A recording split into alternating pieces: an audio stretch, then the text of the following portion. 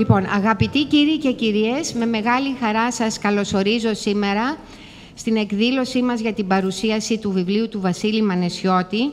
Τελικά φταίει ο δημοσιονομικός πολλαπλασιαστής. Ήθελα να πω ότι σας καλωσορίζουμε στον δικό μας χώρο πλέον, στην Eco Zone, όπου κάνουμε παρουσιάσεις των βιβλίων μας, αλλά και άλλων, και επίσης σεμινάρια ειδικά για θέματα δύσκολα όπως η επιχειρηματικότητα, η ανταγωνιστικότητα και διάφορα τέτοια θέματα τα οποία είναι απαραίτητα και η συζήτηση συνεχίζεται σε μικρότερους κύκλους όπως αυτός ο χώρος εδώ. Και τα ονομάζουμε σεμινάρια της Οδού Αθηνάς, λόγω της γυτνίασης. Πιστεύουμε να εντατικοποιήσουμε αυτά τα σεμινάρια από το 2013, από το φθινόπωρο του 2013, τώρα που ηρέμησε κάπως και η γειτονιά, και ελπίζουμε και να αναβαθμιστεί όπως περιμένουμε, όπως έλεγε ο παππούς μου το 1919 όταν πήρε αυτό το οικόπεδο. Εδώ είναι το κέντρο της Αθήνας και θα ξαναγυρίσει.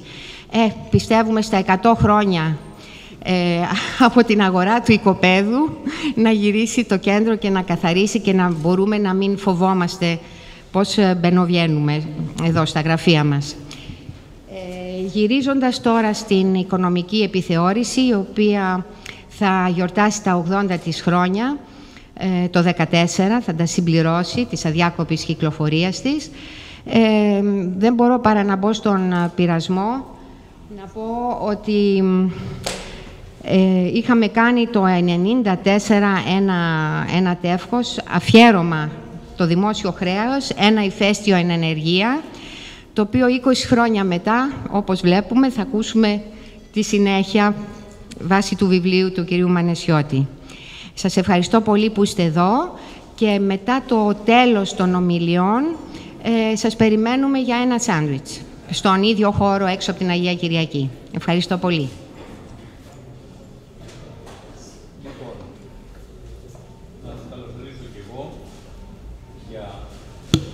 Για δυσπροσδιόριστους λόγους ανατίθεται πάντα ο συντονισμός τέτοιων εκδηλώσεων σε δημοσιογράφους, το οποίο είναι, όπως πάντα εξηγώ, ένας ολισθηρός δρόμος, γιατί ο συνδυασμός δημοσιογράφου και μικροφόνου δεν είναι καλό αποτέλεσμα.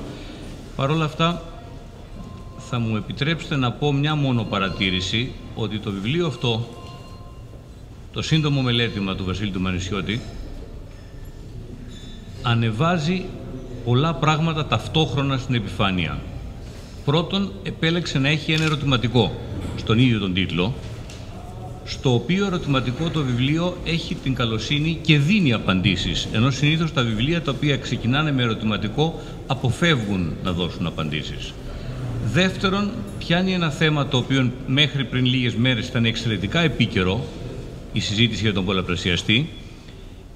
Ένα θέμα όμως το οποίο ταυτόχρονα, ακριβώς επειδή πολύ συζητήθηκε, κατάφερε να μην γίνει κατανοητό στην ευρύτερη δημοσιότητα ή μάλλον να οδηγήσει σε αρκετές παρανοήσεις. Τρίτον, ξεκινώντας από το θέμα του χρέους και των ελλημάτων, δεν διστάζει να πιάσει την ουσιαστική ουσία που είναι η ύφεση η βαθιά ύφεση της ελληνικής οικονομίας, αν μου επιτρέπετε την διατύπωση, το ξεπάτωμα της ελληνικής οικονομίας μέσα στο οποίο ζούμε, με το οποίο καλός ή κακός όλο και κάποιος στο τέλος θα ασχοληθεί. Η ελληνική πολιτική τάξη, όπως την ξέρουμε, κάποια επόμενη πολιτική τάξη, η Ευρώπη, το διεθνές σύστημα, χωρίς να δει τα απομεινάρια της οικονομίας, δύσκολα θα δώσει απαντήσεις, σωστές ή εσφαλμένες. Στην παρουσίαση λοιπόν αυτού του τόσο πολυπρισματικού θέματος έχουμε επιστρατεύσει και ήρθαν δύο άνθρωποι οι οποίοι το έχουν πραγματευτεί από τη μία ή την άλλη πλευρά αρκετές φορές τον τελευταίο καιρό. Με ιδιαίτερη περιέργεια, όπως και εσείς, θα δω και τις δικές τους εισηγήσεις και το πώς πλέκονται με το ίδιο το θέμα, αλλά και με αυτά τα οποία ο Μανεσιώτης έχει υποστηρίξει και η Μιράντα Ξαφά έχει στον πρόλογο εισηγηθεί. Ακολουθώντας τη σειρά, ο Βασίλης Ράπανος. Ναι, διαβάζω με πολύ προσοχή. Δεν είπες ότι έχω επιστρατευτεί, αλλά γιατί επιστράτευσης εγώ δεν έχω πάρει. Επισημαίνω ότι και στην άλλη πολύ δημοφιλή επιστράτευση η επίδοση των δελτίων θα καθυστερήσει λίγο για να δώσει την δυνατότητα στην πολιτική διαχείριση.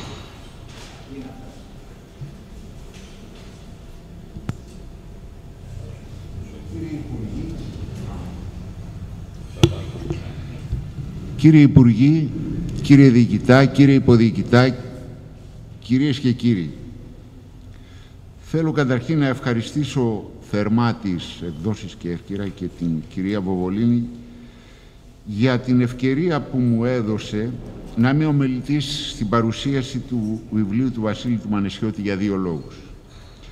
Πρώτον, επειδή έχω να παρουσιάσω ένα έργο, μια εργασία που χαρακτηρίζεται απολυτό, τεκμηριωμένο, ακριβή λόγο, και δεύτερον, επειδή και δημόσια μπορώ να ευχαριστήσω τον Βασίλη τον Μανεσιώτη για τη γενικότερη συμβολή του στη μελέτη των δημοσίων οικονομικών της χώρας. Σεμνά και αθόρυβα, πάνω από 30 χρόνια, εργαζόταν στην Διεύθυνση Οικονομικών Μελετών της Ελλάδος και νομίζω ότι έχει συμβάλει τα μέγιστα στην κατανόηση, την καλύτερη κατανόηση των δημοσιονομικών προβλημάτων και της χώρας μας. Ζούμε εδώ και 3 χρόνια στη δίνη μιας κρίσης που έχει οδηγήσει σε πρωτοφανή επίπεδα ύφεσης και ανεργίας, ιδιαίτερα των νέων, και σε δραστικές μειώσεις εισοδημάτων σε όλους σχεδόν τους εργαζόμενους. Παρά τις δραματικές αυτές εξελίξεις, δεν έχουμε δει πολλές απόπειρες επιστημονικής εξήγησης της κρίσης και η ρητορία των περισσότερων πολιτικών μας και της πλειοψηφίας των μέσων μαζικής ενημέρωσης προσπαθεί να μας πείσει ότι πρέπει να είσαι είτε υπέρ είτε κατά του μνημονίου. Δυστυχώς, πέρα από τις ίδιες εκθέσεις της Τρόικας για τις οικονομικές εξελίξεις, δεν έχουμε δει πολύ τεκμηριωμένες αποτιμήσεις του μνημονίου και των πολιτικών που εφαρμόστηκαν στη χώρα μας. Προσπαθούμε να βρούμε κάποιον υπεύθυνο για να του φορτώσουμε τις ευθύνες για τα παθήματά μας. Και αυτοί είναι συλλήβδιν όλοι οι πολιτικοί που κυβέρνησαν τη χώρα τα τελευταία χρόνια και οι οποίοι τελικά υπέκυψαν στις εντολές της Τρόικας που θέλει να καταστρέψει την Ελλάδα.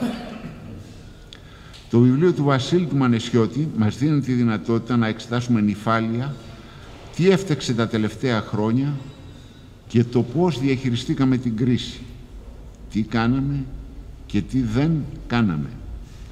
Ο συγγραφέας ξεκινάει με μια συνοπτική παράθεση των απόψεων που έχουν διατυπωθεί για τον πιο πρόσφορο τρόπο δημοσιονομικής προσαρμογής και καταλήγει με τη διαπίστωση ότι η σχέση μεταξύ δημοσιονομικής επέκτασης ή συστολής και οικονομικής δραστηριότητας είναι μια πολύπλοκη και σύνθεση σχέση, όπου τόσο οι άμεσες μεταβολές στη συνολική ζήτηση, όσο και αρκετοί άλλοι παράγοντες, όπως παραδείγματος χάριν χρηματοπιστωτικές εξελίξεις, αξιοπιστία, προσδοκίες, ύψος δημόσιου χρέους κλπ.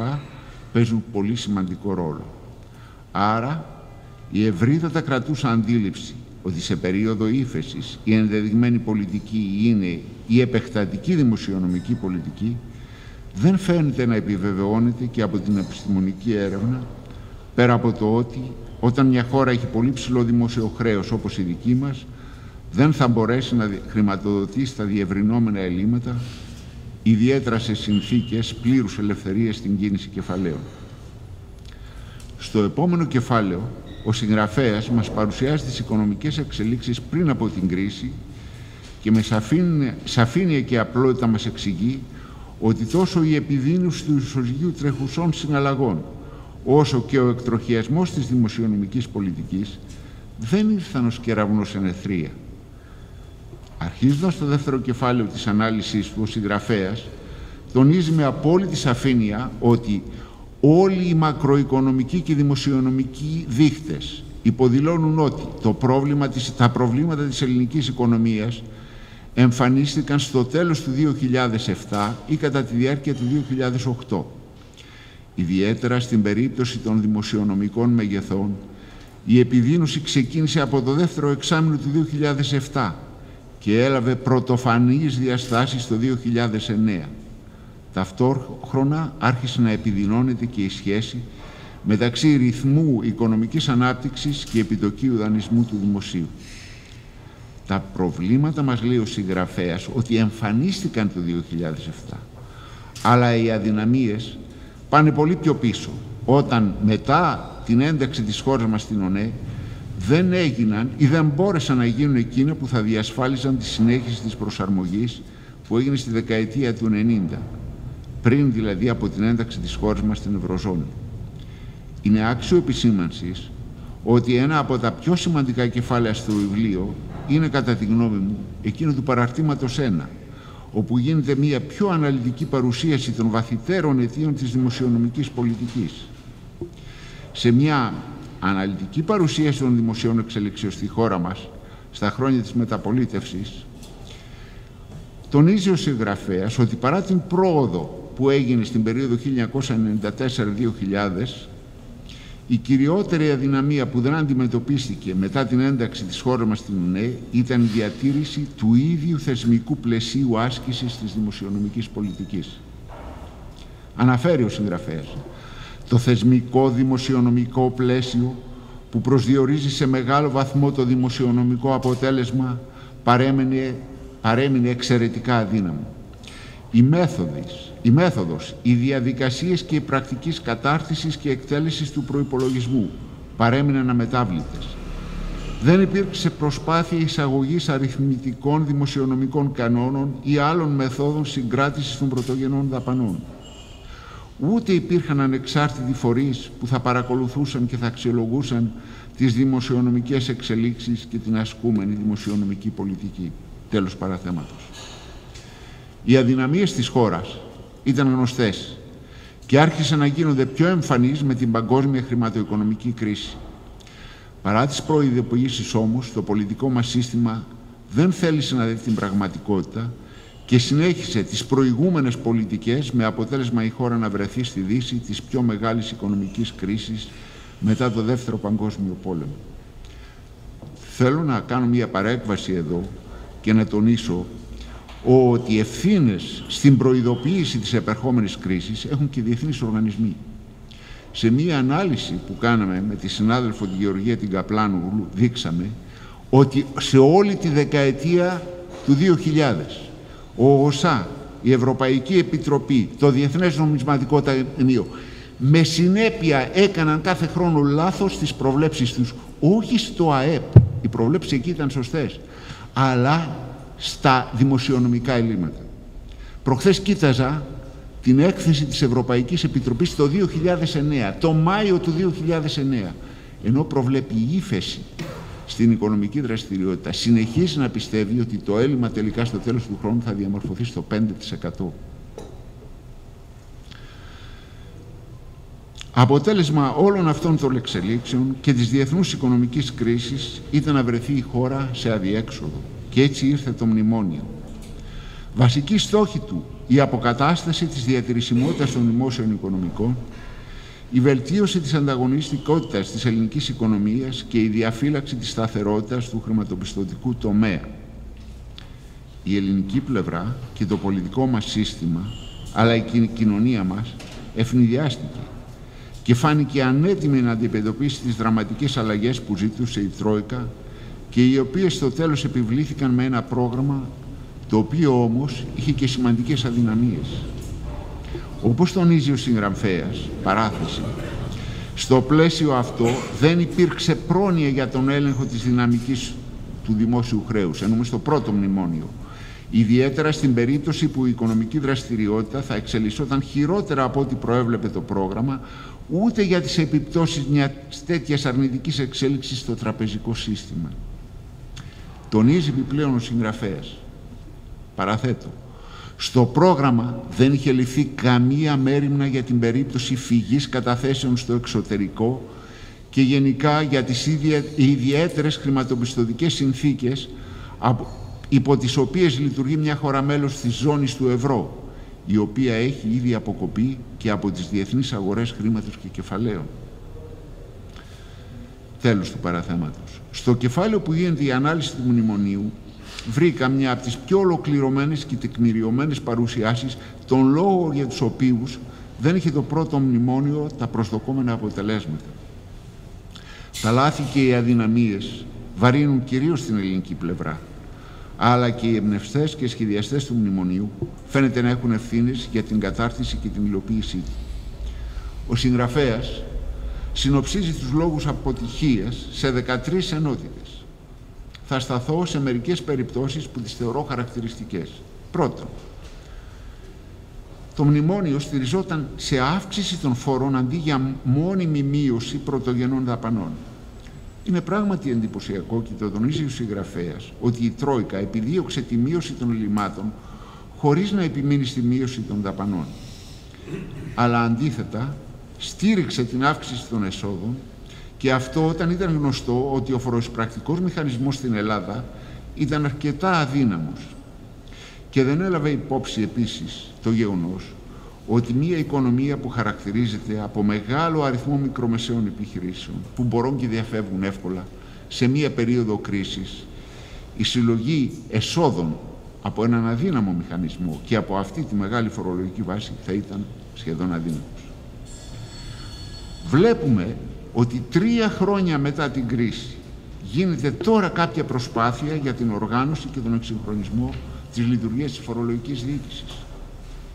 Ο λόγος αυτός για την αποτυχία του πρώτου μνημονίου είναι κατά τη γνώμη μου σημαντικός, διότι πέρα από την αδυναμία εισπράξης εσόδων, η μείωση των φορολογικών εσόδων τόνισε για άλλη μια φορά το αίσθημα της αδικίας που νιώθουν εκείνοι που πληρώνουν τους φόρους, και μάλιστα σε μια εποχή που είδαν τα εισοδήματά τους να μειώνονται σημαντικά ή να μένουν άνεργοι. Δεύτερο, ο συγγραφέας τονίζει για την άνηση κατανομή των βαρών, και αυτός είναι κατά τη γνώμη μου ένας τομέας που έχει ιδιαίτερη σημασία. Η μη δίκαιη κατανομή των βαρών της προσαρμογής δεν έχει μόνο σημασία για λόγους ηθικούς ή κοινωνικής συνοχής, αλλά και για λόγους αποτελεσματικότητας της ίδιας της δημοσιονομικής προσαρμογής. Επιτρέψτε μου να σας αναφέρω εδώ ότι σε μια εργασία που μόλις ολοκληρώθηκε με τη συνάδελφο τη Γεωργία Καπλάνογλου και την κυρία Μπαρδάκα, δείξαμε ότι για να επιτύχει ένα πρόγραμμα δημοσιονομικής προσαρμογής δεν θα πρέπει να στηρίζεται αδιακρίτως μόνο σε περικοπές δαπανών. Αναλαμβάνει υπόψη του ότι οι πολιτικές που κατευθύνονται για τη στήριξη των ανέργων, των χαμηλών εισοδηματικών στρωμάτων, πέρα από λόγους κοινωνικής συνοχής, συντελούν και στην ίδια επιτυχία του προγράμματος δημοσιονομικής προσαρμογής. Τρίτον, οι διαρθρωτικές μεταρρυθμίσεις καθυστέρησαν σημαντικά στην ψήφιση αλλά και στην υλοποίησή τους λόγω αντιδράσεων πολιτικών, κατεστημένων συμφερόντων, αλλά και αδυναμιών στην υλοποίησή τους. Προσωπικά πιστεύω ότι ο σχεδιασμός είχε αρκετές αδυναμίες, διότι η βασική αρχή της Τρόικας ήταν και είναι απελευθερώστε αγορές, ιδιωτικοποιήστε, και όλα αυτά θα οδηγήσουν γρήγορα στην ανάπτυξη. Η διεθνής εμπειρία όμως έχει δείξει ότι οι διαρθρωτικές αλλαγές αυξάνουν την παραγωγικότητα μόνο όταν οδηγούν σε μετάθεση πόρων από τομείς χαμηλής παραγωγικότητας σε τομείς υψηλής παραγωγικότητας. Γι' αυτό και η αλληλουχία των μεταρρυθμίσεων, η σειρά με την οποία δηλαδή γίνονται, προγραμματίζονται και υλοποιούνται οι διαρθρωτικές αλλαγές, έχει κατά τη γνώμη μου ιδιαίτερη σημασία. Με δεδομένο μάλιστα ότι οι διαρθρωτικές μεταρρυθμίσεις προκαλούν συχνά μεγάλες πολιτικές αντιδράσεις, γι' αυτό και ο προγραμματισμός υλοποίησής τους είναι σημαντικός και από πολιτική άποψη. Ίσως η πρώτη και πιο σημαντική αλλαγή που θα έπρεπε να προωθηθεί είναι η μεταρρύθμιση της δημόσιας διοίκησης, ώστε σήμερα να είμαστε σε καλύτερη θέση, να έχουμε ένα πιο αποτελεσματικό μηχανισμό υλοποίησης μεταρρυθμίσεων, μείωση της γραφειοκρατίας και μεγαλύτερη εξοικονόμηση κόστους. Τέταρτον, η Τρόικα, όπως τονίζει ο συγγραφέας, δεν προέβλεψε τις επιπτώσεις της κρίσης στο χρηματοοικονομικό τομέα και τη μεγάλη μείωση των καταθέσεων. Αποτέλεσμα ήταν να δημιουργηθεί πιστωτική ασφυξία στην αγορά με σημαντικές αρνητικές επιπτώσεις στην οικονομική δραστηριότητα. Ο συγγραφέας το τονίζει με εξαιρετική ενάργεια. Παράθεμα. Αυτό που έχει ιδιαίτερη σημασία στην περίπτωση της ελληνικής κρίσης είναι η ταυτόχρονη άσκηση μιας ιδιαίτερα αυστηρής περιοριστικής δημοσιονομικής πολιτικής σε συνδυασμό με την πιστωτική ασφυξία. Κάθε ένα από μόνο του έχει υφεσιακές επιπτώσεις, αλλά η συνδυαστική επίπτωση αυστηρής δημοσιονομικής πολιτικής και πιστωτικής ασφυξίας στο ΑΕΠ είναι πιθανότατα μεγαλύτερη από το απλό άθροισμα των δύο συνιστοσών. Πάντως είναι βέβαιο ότι εκτός από τη δημοσιονομική προσαρμογή και οι χρηματοπιστωτικές συνθήκες ευθύνονται σε σημαντικό βαθμό για το μέγεθος και τη διάρκεια της ύφεσης. Μετά από αυτά τα σχόλια, θέλω να επανέλθω στο θέμα της ρητορικής που επικρατεί στη χώρα μας από την πλειοψηφία των πολιτικών και των μέσων μαζικής ενημέρωσης. Μια ρητορική που περιορίζεται στο να καταγγέλει το μνημόνιο χωρίς να προτείνει εναλλακτικές πολιτικές και να αναζητεί τα αίτια της ύφεσης συνήθως σε ένα παράγοντα, ο οποίος είναι και υπεύθυνος για τις συμφορές μας. Είναι χαρακτηριστικά ότι τον τελευταίο καιρό είδαμε να ασχολούνται όλοι, πολιτικοί και σχολιαστές, με το θέμα του πολλαπλασιαστή και να θεωρούν ότι αν η Τρόικα γνώριζε το σωστό μέγεθος του πολλαπλασιαστή, τα προβλήματά μας θα ήταν σημαντικά μικρότερα. Πριν λίγες μέρες βρέθηκε στην επικαιρότητα το θέμα των υπολογισμών των Ρόγκοφ και Ράινχαρτ για το δημόσιο χρέος και τις επιπτώσεις του στην οικονομική ανάπτυξη. Αυτό θεωρήθηκε άλλη μια αποτυχία της Τρόικας για να σχεδιάσει σωστά την οικονομική πολιτική στην Ελλάδα. Δεν αμφισβητώ τη σημασία αυτών των μεγεθών. Στην περίπτωση της Ελλάδας όμως, ακόμη και να είχαμε τα σωστά μεγέθη, πολλαπλασιαστή και των υπόλοιπων επιπτώσεων του δημόσιου χρέους και να τα είχαμε λάβει υπόψη μας, η επίπτωσή τους θα ήταν μάλλον οριακή. Η έλλειψη όμως τεκμηριωμένου λόγου ίσως να οφείλεται και στο γεγονός ότι στη χώρα μας απουσιάζει η έρευνα των προβλημάτων της οικονομίας και της κοινωνίας μας. Πέρα από μια σειρά άρθρα ακαδημαϊκού κυρίως χαρακτήρα που είδαμε και τα οποία εξετάζουν τα προβλήματα της οικονομίας μας, συνήθως εξ αποστάσεως και με βάση εγχειρίδια ή οικονομικής ανάλυσης, τα οποία ταιριάζουν ή δεν ταιριάζουν σε πιο ανεπτυγμένες χώρες, δεν έχουμε κάνει έρευνες στη χώρα, έρευνες που να βοηθήσουν στη διαμόρφωση και υλοποίηση της οικονομικής πολιτικής, αλλά και να διαφωτίσουν την κοινή γνώμη για τα αίτια και τις επιπτώσεις των πολιτικών αυτών. Θα αναφέρω ένα χαρακτηριστικό παράδειγμα.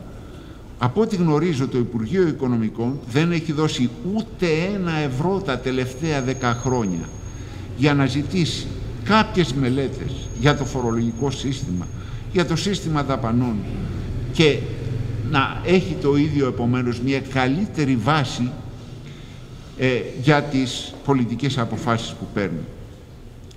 Μέσα σε αυτή την ξηρασία του βιβλίου του Βασίλη του Μανεσιώτη είναι μια σημαντική συμβολή που μας βοηθά στο να κατανοήσουμε το πώς φτάσαμε στην κρίση, αλλά και γιατί η κρίση και η ύφεση έγινε τελικά τόσο βαθιά και διαρκεί τόσο πολύ.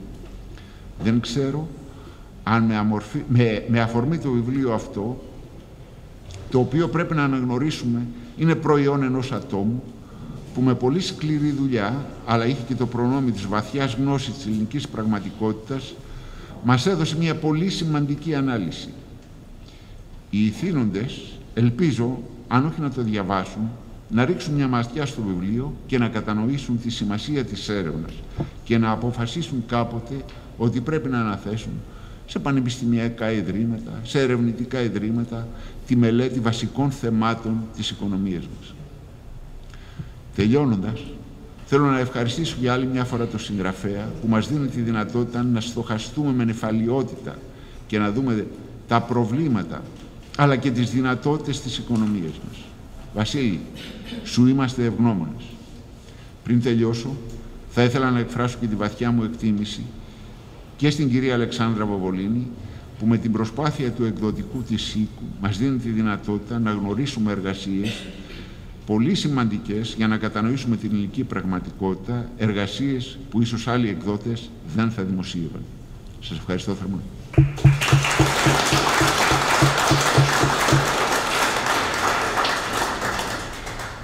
στην όχι απλώς περιγραφή, αλλά και αρκετά αναλυτική προσέγγιση του τι είναι το σύντομο, και αυτό είναι ένα σημαντικό στοιχείο, και ευσύνοπτο, και αυτό είναι ακόμη πιο σημαντικό, βιβλίο του Μανεσιώτη, γιατί τα βιβλία που γράφονται για να απαντήσουν σε κάτι είναι χρήσιμο να οδηγούν τον αναγνώστη και είναι χρήσιμο ο αναγνώστης να στοχεύεται με αρκετή ευρύτητα ώστε να μπορεί να είναι υπαρκτό πρόσωπο. Έχουν πληθύνει τα βιβλία, καμιά φορά και τα άρθρα, τα οποία απευθύνονται σε τόσο μικρό, σε τόσο βαθύ ίσως, σε τόσο μικρό τομέα, που διαρωτάται κανείς ποια αντικείμενο έχει. Ο Μανεσιώτης κάνει την αντίθετη επιλογή. Έχει γράψει κάτι το οποίο για τον λεγόμενο ενδιαφερόμενο, ενημερωμένο πολίτη είναι αναγνώσιμο, και αυτό είναι πάρα πολύ σημαντικό. Η παρουσίαση όμως Ράπανου, η οποία δεν παρέλειψε και αναμενόμενο ήταν και δίκαιο είναι, να βάλει το δάκτυλο επί τον τύπο των ύλων των ευθυνών, μιλώντας για τους πολιτικούς και τα μέσα ενημέρωσης, τα οποία έχουμε, γιατί τα δύο είναι υποκατάστατα. Οι μεν πολιτικοί βασικά έχουν μετεξελιχθεί, καλά να είναι, σε σχολιαστές. Τα μέσα ενημέρωσης έχουμε πολύ περισσότερο αφήσει τον εαυτό μας να ολιστήσουμε στο να καλύψουμε αυτό που είναι η πολιτική ευθύνη, πράγμα πολύ επικίνδυνο. Οι δυο αυτοί πυλώνες της παρεξήγησης των πραγμάτων στο δημόσιο βίο κουβαλάνε την ευθύνη τους. Κυρίως γιατί όμως? Γιατί περισσότερο έχουν σταθεί στη ρητορία, στη ρητορική, πάλι παραπέμπω στον λόγο του Βασίλη του Ράπανου, αντί δηλαδή στην καταγγελία, δηλαδή στο ερωτηματικό και στην αναγνώριση του τι πταίει και τι πταίει, όχι όμως και στην υπόδειξη και για τους πολιτικούς στην εφαρμογή των θεραπείων. Η απάντηση στο γιατί συμβαίνει αυτό είναι δυστυχώς πολύ εύκολη, γιατί η εφαρμογή, ας πούμε, διαρθρωτικών μεταρρυθμίσεων ή η παραγγελία και ανάγνωση, ας πούμε, μελετών για το φορολογικό σύστημα συσχετίζεται με ένα πράγμα που λέγεται ευθύνη. Όταν ξέρεις τι θα έπρεπε να κάνεις, το να μην το κάνεις είναι πιο δύσκολο από όταν δεν το ξέρεις. Το να εφαρμόσεις μεταρρυθμίσεις θα πει ότι θα συγκρουστείς με τους δικηγόρους, με τους δημοσιογράφους, με τους μηχανικούς, με τους εκπαιδευτικούς, και αυτό καμιά φορά είναι επώδυνο. Αυτά όλα δείχνουν πως η απάντηση που δίνει ο Μανεσιώτης στο ερώτημα τελικά φταίει ο δημοσιονομικός πολλαπλασιαστής και που θα το μαντεύεται δεν είναι τόσο απλό να πούμε ότι φταίει, και είναι μάλλον αρνητική απάντηση ότι φταίει μόνο ή ότι φταίει και ξεμπερδέψαμε ο δημοσιονομικός πολλαπλασιαστής, είναι ένας βασικός λόγος για τον οποίο αξίζει κανείς να δει τον προβληματισμό, να διαβάσει το βιβλίο και ίσως να πάει τη σκέψη παραπέρα. Το έργο αυτό στον Κίκα το Χαρτούφι. Ευχαριστώ και εγώ. Είναι δύσκολο κανείς να ακολουθήσει τα χνάρια του Νέστορα της δημοσιονομικής πολιτικής στα δεξιά μου, ο οποίος έχει ευχαριστήσει τους πάντες, αλλά και με τη σειρά μου θέλω να ευχαριστήσω και τον Βασίλη, με τον οποίο είχα την ευκαιρία μάλιστα να συνεργαστώ στο παρελθόν, όταν ψάχναμε την αξιοπιστία των δημοσιονομικών στοιχείων. Με μια έκθεση που υποβάλαμε στη Βουλή των Ελλήνων, νομίζω το 2010, Βασίλη. Ευχαριστώ και την Αλεξάνδρα την Παβολίνη και όλους τους συμμετέχοντες, τους διοικητές, τους πρώην υπουργούς, τους πολιτικούς που βλέπω εδώ. Αυτή είναι διαφορετική πολιτική, Αντώνη, από αυτούς που είπες, έτσι. Αυτοί παρακολουθούν το τι γίνεται. Τόλμησαν να έρθουν. Μάλιστα. Λοιπόν, λίγο πολύ συμφωνώ με αυτά που είπε ο Βασίλης, και για να διαφοροποιήσω λίγο το έργο μου, επειδή έρχομαι τελευταίος, το έβαλα σε διαφάνειες, οπότε μπορεί να τα διαβάζετε κιόλας. Δεν ξέρω αν μπορείτε να διαβάσετε στο τέλος. Μπορείτε? Βλέπετε? Okay. Λοιπόν, πρόκειται πράγματι για μια τεκμηριωμένη και νυφάλια παρουσίαση ενός ερωτηματικού και ενός προβλήματος το οποίο ξεσήκωσε την κοινή γνώμη, νομίζω, στην αρχή του 2013. Και η απάντηση δεν λέει ποτέ ο Βασίλης όχι. Θα σας βάλω ακριβώς σε quote στο τέλος ποια είναι η απάντησή του, που είναι στην τελευταία πρόταση του βιβλίου. Αλλά έτσι μεταφράζω εγώ την απάντησή του, ότι δεν φταίει ο δημοσιονομικός πολλαπλασιαστής, και μάλιστα αυτό το όχι έχει ενισχυθεί σε απίστευτο βαθμό από τη Μιράντα στον πρόλογο, η οποία σήκωσε το σπαθί της και χτυπάει τους πάντες. Και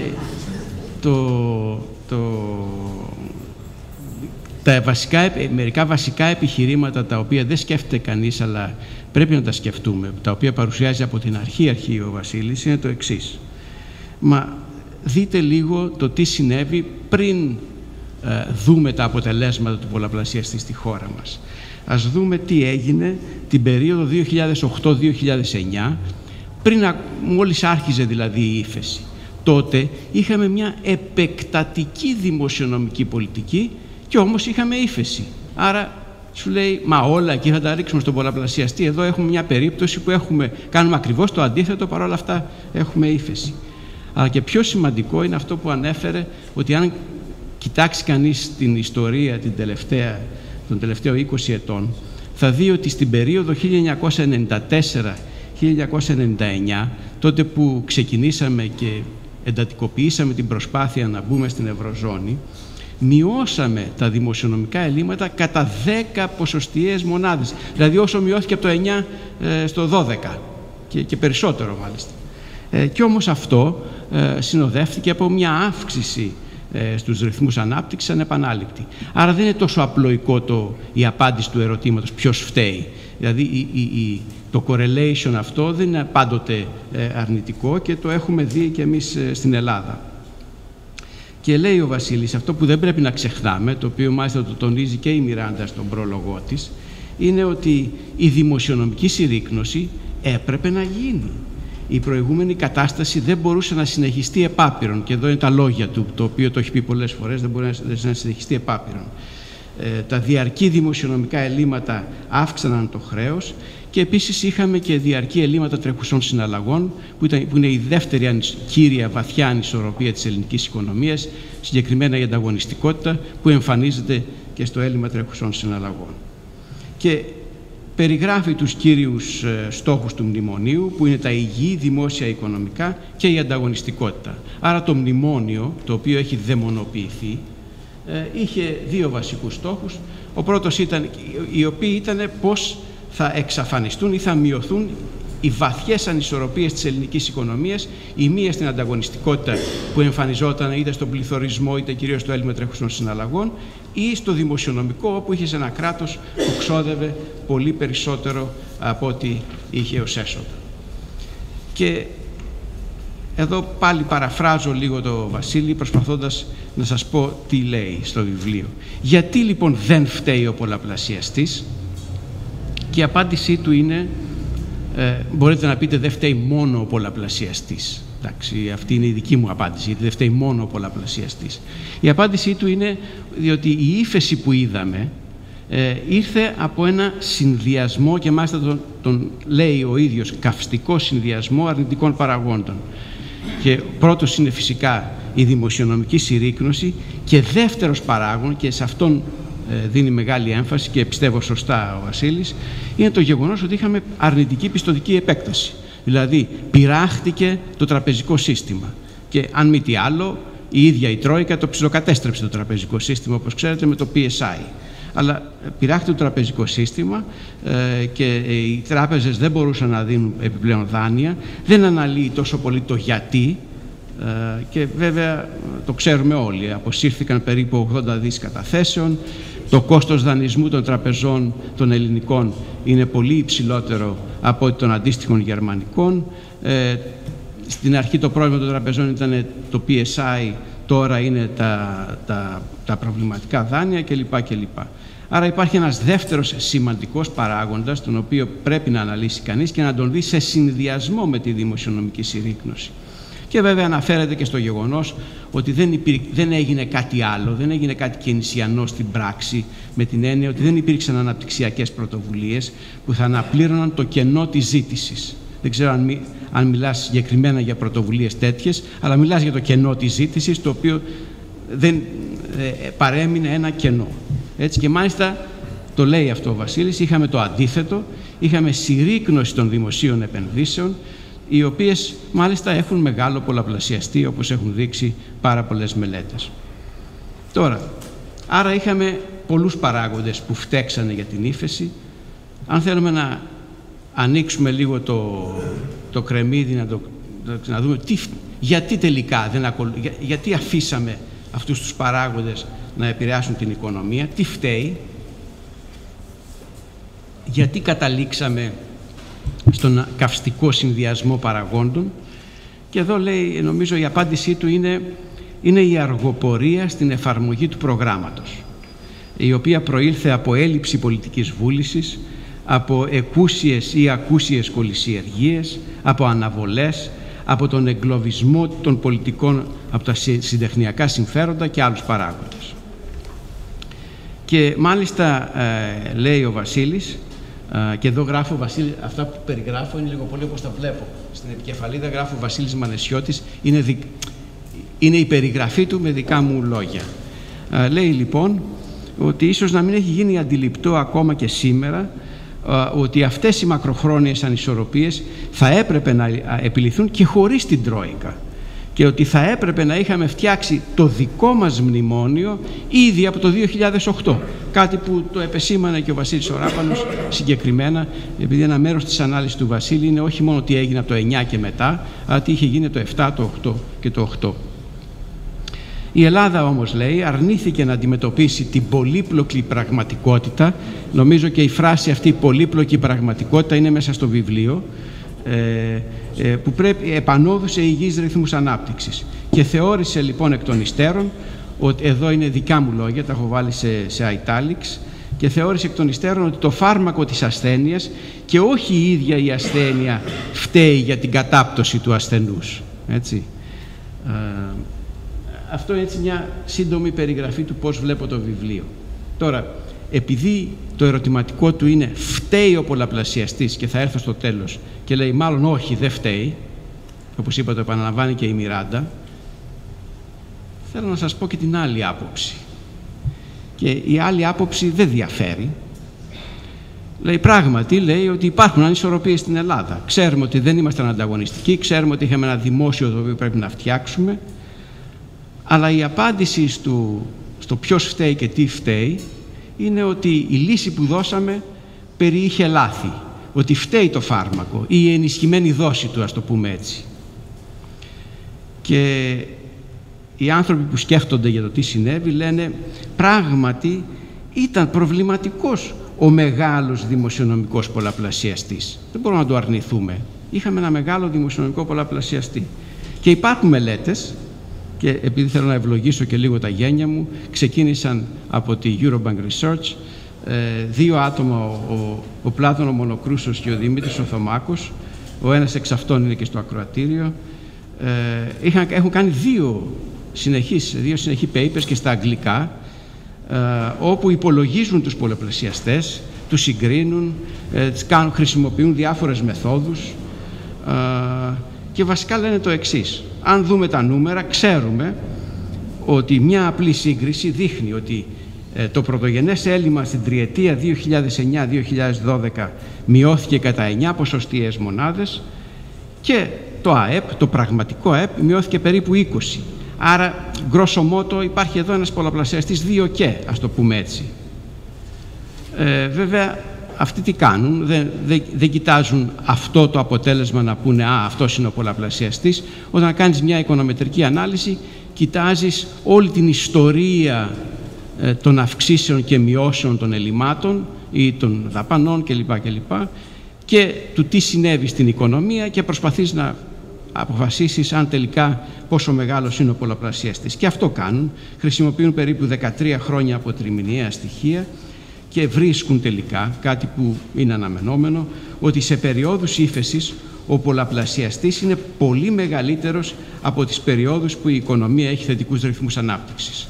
Άρα είναι λίγο ψηλό. Το περιμέναμε ότι εφόσον περιμέναμε την ύφεση, είχαμε μια δραματική αύξηση των δαπανών, θα έφερνε την ύφεση και αυτό θα αύξανε τον πολλαπλασιαστή. Και περιγράφουν επίσης και διάφορους άλλους πολλαπλασιαστές. Και λέω εγώ αν η πιστωτική συρρίκνωση είναι αυτόνομη αιτία της αύξησης του πολλαπλασιαστή, δηλαδή ας πούμε ότι έχουμε δύο παράγοντες, έχουμε το δημοσιονομικό και έχουμε και την πιστωτική συρρίκνωση.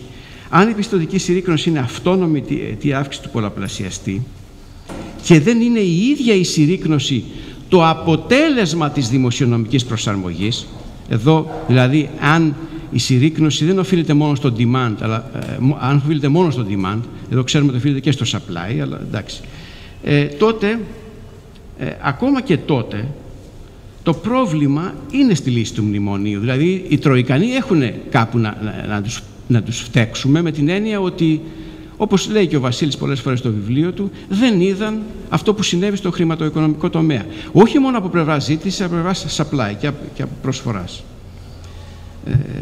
Έτσι λοιπόν,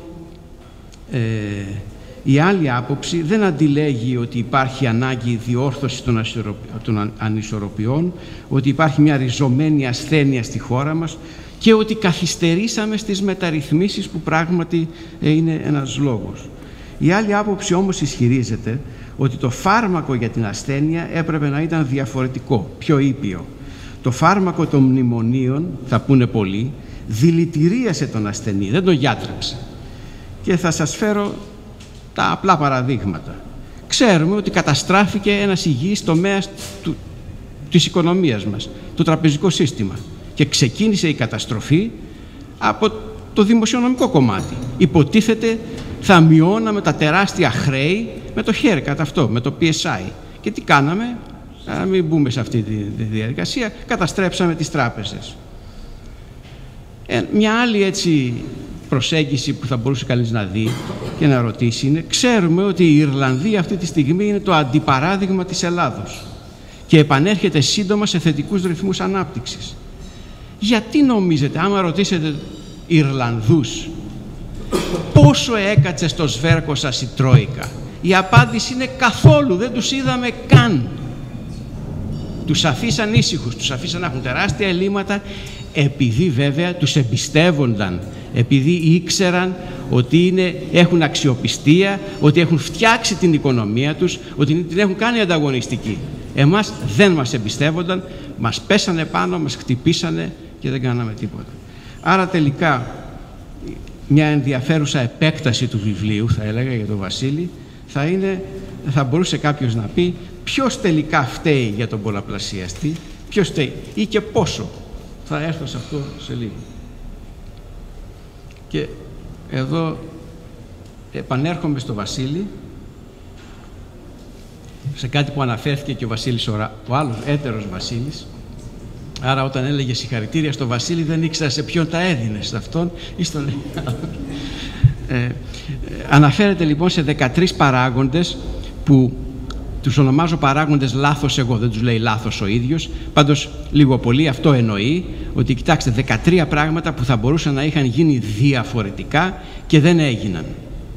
Και το πρώτο ήταν, είδαμε μια δραματική αύξηση των φόρων αντί για μείωση των πρωτογενών δαπανών και γράφει στο βιβλίο του ότι αν δει κανείς την επιστημονική έρευνα και από άλλες χώρες, ξέρει ότι το μείγμα είναι 73-27, δηλαδή 73% πρέπει να είναι μείωση πρωτογενών δαπανών και 27% να είναι αύξηση των φόρων.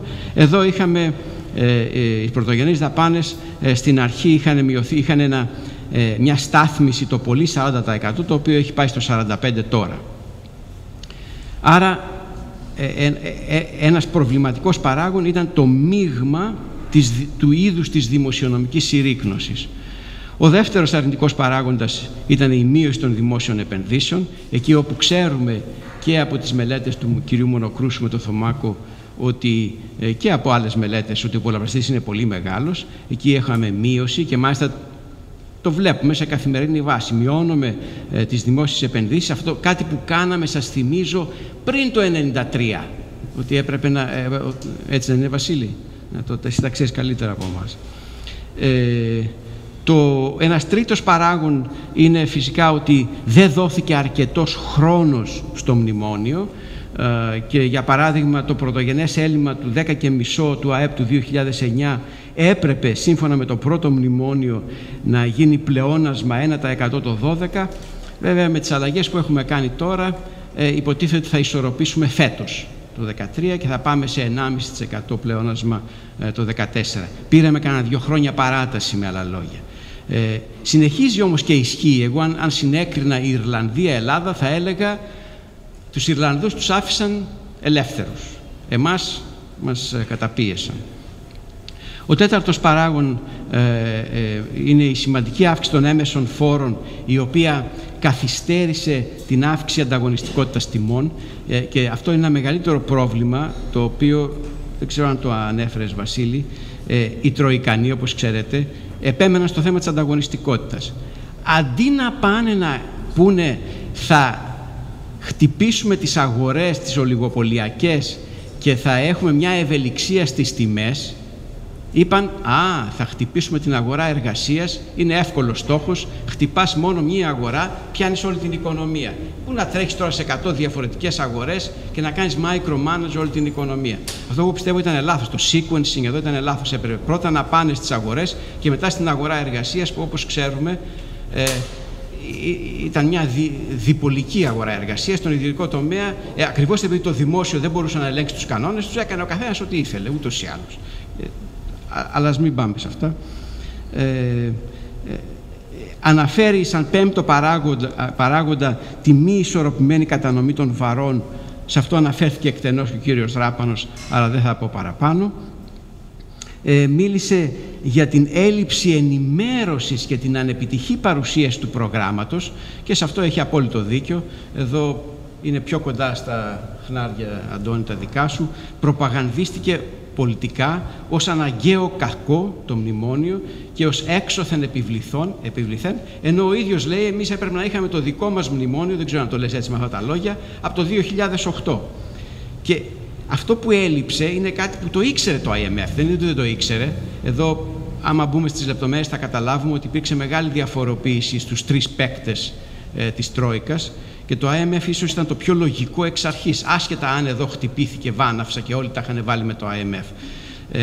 Εδώ παραφράζω μάλιστα ένα δικό μας, και αυτό το επίτηδες το έχω κάνει, αυτός ο Άλεξ ο Μουρμούρας είναι ένας οικονομολόγος, παλιός καθηγητής και με tenure, που πήγε στο IMF τελικά και έχει ξεκινήσει αυτές τις μελέτες του ownership, δηλαδή έχει δείξει ότι τα προγράμματα τα οποία τελικά πετυχαίνουν του IMF είναι αυτά τα οποία ο κόσμος τα θεωρεί δικά του.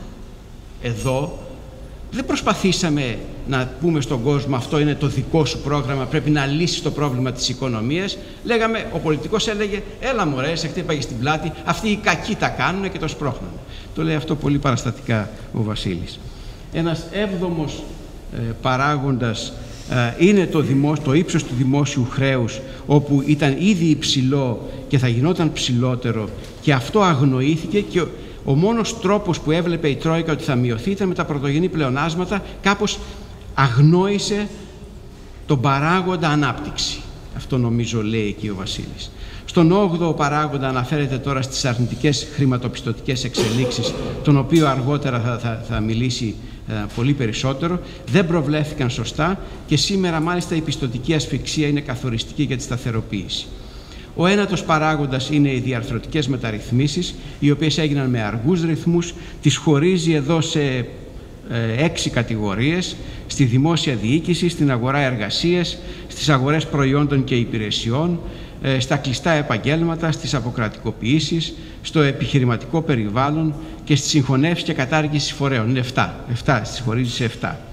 Ο 10ος παράγοντας είναι η πτώση των ιδιωτικών επενδύσεων. Φυσικά, εφόσον το κλίμα ήταν αρνητικό, έπεσαν οι ιδιωτικές επενδύσεις. Οι ξένες επενδύσεις λίγο πολύ ήταν απούσες και αυτό είναι φυσιολογικό. Αν οι ίδιοι οι Έλληνες δεν εμπιστεύονται την οικονομία τους, γιατί οι ξένοι να την εμπιστευτούν. Στον 12ο παράγοντα αναφέρεται κάπου και στις εξαγωγές, οι οποίες αρχικά βοήθησαν. Αν δείτε όμως τις εξαγωγές το 2012, αυτές πέσανε περίπου 2%.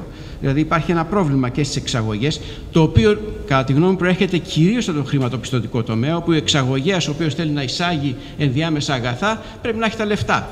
Και έχουν βρει την ευκαιρία οι διάφοροι που τους πουλάνε και σου λέει τα λεφτά στο χέρι ή και δώσ' μου ένα γράμμα, όχι από την τράπεζά σου, από την Deutsche Bank ή κάπου έξω. Είναι πρόβλημα εκεί. Και καταλήγει στο 13ο παράγοντα, που είναι η αξιοπιστία του προγράμματος, η οποία ήταν κακή εξ αρχής. Υπήρχε έλλειψη δέσμευσης γενικότερα, παλινοδίες από πλευράς Ελλήνων, υπαναχωρήσεις, ημίμετρα, καθυστερήσεις, αναβολές κλπ. Τα οποία ενίσχυσαν την αναξιοπιστία. Αυτά είναι το τέταρτο κεφαλαίο. Έχω επικεντρωθεί σε ορισμένα κεφάλαια. Δεν μιλάω. Έχει ένα κεφάλαιο που είναι πάρα πολύ καλό, που το είπε ο έτερος Βασίλης, ο Ράπανος, για το τι συνέβη το 7 και το 8. Έχει μεγάλο ενδιαφέρον. Εδώ στο κεφάλαιο 5, στα συμπεράσματα, από όλους αυτούς τους παράγοντες λέει τελικά ότι, και επειδή τους βάζει και στα συμπεράσματα, φαντάζομαι τους θεωρεί τους πιο σημαντικούς. Αν τους δούμε ξανά έτσι, η πιο σημαντική είναι η πιστωτική ασφυξία, είναι ο παράγοντας 8 που είχα προηγουμένως, είναι οι διαρθρωτικές μεταρρυθμίσεις, ο παράγοντας 9, είναι οι αυξήσεις φόρων αντί για μειώσεις δαπανών, ο παράγοντας 1 που αναφέρθηκε πριν, και είναι και οι αποκρατικοποιήσεις που παλιά τους είχε ένα κομμάτι ως ενός παράγοντα. Αυτοί οι 4. Και όλοι αυτοί οι 4, λέει, σε συνδυασμό με την έλλειψη αποφασιστικότητας από τις αρχές, έχουν καταλήξει σε ένα φαύλο κύκλο μεγαλύτερης ύφεσης, απώλειας εμπιστοσύνης κλπ. Και τελικά καταλήγει, και εδώ παίρνω την τελευταία του πρόταση, και λέει: η βαθιά και παρατεταμένη ύφεση οφείλεται στις παραπάνω ελλείψεις και κυρίως ότι η οικονομία ήταν ήδη σε ύφεση το 9. Υπάρχει πιστωτική ασφυξία, η σύνθεση δημοσιονομικής προσαρμογής δεν ήταν η σωστή, υπάρχουν και αρνητικές προσδοκίες, υπάρχει έντονη αβεβαιότητα, υπάρχουν καθυστερήσεις στις μεταρρυθμίσεις και στις αποκρατικοποιήσεις και υπάρχει απουσία πρόβλεψης για αναπλήρωση του κενού στη συνολική ζήτηση. Και καταλήγει στην απάντησή του, όπως είπε και ο Αντώνης, είναι πράγματι ο άνθρωπος που τελικά ξεκινάει με ένα ερωτηματικά και δίνει μια απάντηση. Και πρέπει να διαβάσετε όλο το βιβλίο για να δείτε την απάντηση. Εγώ βέβαια σας τη βάζω εδώ έτοιμη. Έτσι. Φροντιστήριο κάνετε εδώ για να το καταλάβετε το βιβλίο. Εάν στις εκτιμήσεις είχε χρησιμοποιηθεί ένας μεγαλύτερος πολλαπλασιαστής, ελάχιστα πράγματα θα είχαν αλλάξει. Άου, θα πούνε όλοι οι άλλοι που δεν τους αρέσει αυτό. Πολύ σωστά. Εγώ θέλω να παίξω το δικηγόρο του διαβόλου εδώ. Για το δεύτερο βιβλίο, είπαμε, του Βασίλη. Μήπως τελικά φταίει και η Τρόικα λιγάκι? Είπαμε, επαναλαμβάνω εδώ την τελική απάντηση. Το ξέρω, γι' αυτό το λέω επίτηδες, επειδή η Μιράντα διαφωνεί. Ναι. Και μπορεί να έχουμε και κάποιον από την Τρόικα εδώ πέρα να τα ακούσουν.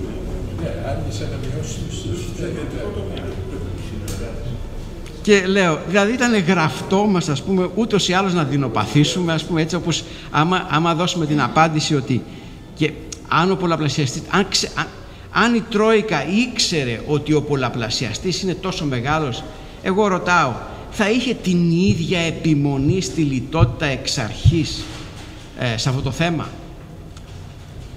Σας θυμίζω, όλοι οι Ρεν, ακόμα και στο τέλος, λέει όχι, ο πολλαπλασιαστής είναι 0,8, είναι μεγάλο. Τον ανέβασε λιγάκι, έτσι, 0,5 ήταν ο πολλαπλασιαστής. Τον τσίμπησε λιγάκι προς τα πάνω, αλλά ακόμα επιμένει. Πάντοτε η δική μου η άποψη ήταν, από την αρχή αυτής της κρίσης, και της ευρωπαϊκής και της ελληνικής, είναι ότι χρειάζονται 2 για το χώρο του ταγκό. It takes 2 to tango, λέω στους ξένους. Και στην απάντηση που θα δώσουμε, αν φταίει ο πολλαπλασιαστής, εγώ θα έλεγα ας μην ρίξουμε αποκλειστικά 100% το φταίξιμο στους Έλληνες. Άντε να ρίξουμε το 70%. Άντε να πάμε και μέχρι το 90 αν μας πείσει η Μιράντα και ο Βασίλης. Ο Βασίλης λιγότερο, νομίζω ο Βασίλης είναι κάπου στο 80 αν κάνω λάθος. Και θέλω να σας πω, δηλαδή άμα παρακολουθείτε το τι συνέβη στην Κύπρο, θα έχετε καταλάβει ότι η λύση που δόθηκε από τους Ευρωπαίους στο πρόβλημα της Κύπρου είναι ενδεικτικό, και το λέω έτσι κομψά, των ατελειών που υπάρχουν στη δυναμική εξέλιξη της Ευρωζώνης. Έτσι. Λοιπόν, υπάρχει λοιπόν μια δυναμική σε αυτό, σε αυτή τη σχέση ανάμεσα στην Τρόικα και στην ελληνική κυβέρνηση. Και θέλω να σας θυμίσω ότι σε αυτή τη δυναμική το έλλειμμα αξιοπιστίας της Ελλάδος δεν ξεκίνησε τον Οκτώβριο με τη νέα διακυβέρνηση, τον Οκτώβριο του 9. Ξεκίνησε τον Οκτώβριο του 10. Τους πρώτους 6-7 μήνες του 10 είχε γίνει μεγάλη προσπάθεια. Το ασφαλιστικό, σας θυμίζω, λύθηκε πριν το μνημόνιο. Είχε μπει στα σκαριά. Είχε γίνει προσπάθεια στην αρχή.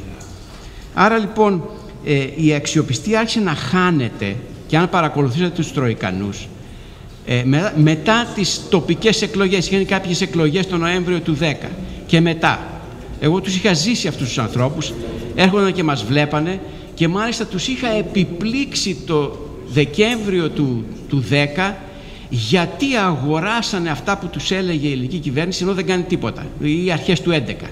Τους είχα επιπλήξει και δεν τους άρεσε, και κατάλαβα ότι κάποιοι τσακώνονταν μεταξύ τους, κάποιοι συμφωνούσαν, αυτοί που συμφωνούσαν ήταν silent, δεν μιλάγανε. Οι άλλοι το αντικρούαν το επιχείρημα. Τέλος πάντων, υπάρχει μια δυναμική σε αυτό, και η έλλειψη αξιοπιστίας νομίζω ξεκίνησε μετά το τέλος του 10 και μέχρι την κυβέρνηση συνεργασίας του κυρίου Παπαδήμου. Ήταν μια περίοδος που χάναμε αξιοπιστία επειδή λέγαμε ότι κάναμε διαρθρωτικές μεταρρυθμίσεις και δεν τις κάναμε. Αυτά που λέει ο Βασίλης στο βιβλίο του.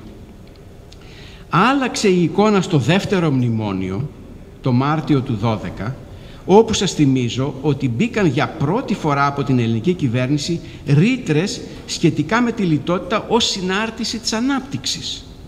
Εμείς πολεμήσαμε τότε, το έζησα μαζί με τον Λουκά τον Παπαδήμο, πώς προσπαθήσαμε να τους πείσουμε και με τον τρόπο που θα γραφτεί στο μνημόνιο αυτό το πράγμα, και πράγματι έγινε μια αλλαγή, την οποία και είδαμε το φθινόπωρο του 12, όπου οι Ευρωπαίοι ελάφρυναν το δημόσιο χρέος με διάφορες μεθόδους. Τις αναφέρει η Μιράντα στον πρόλογό της.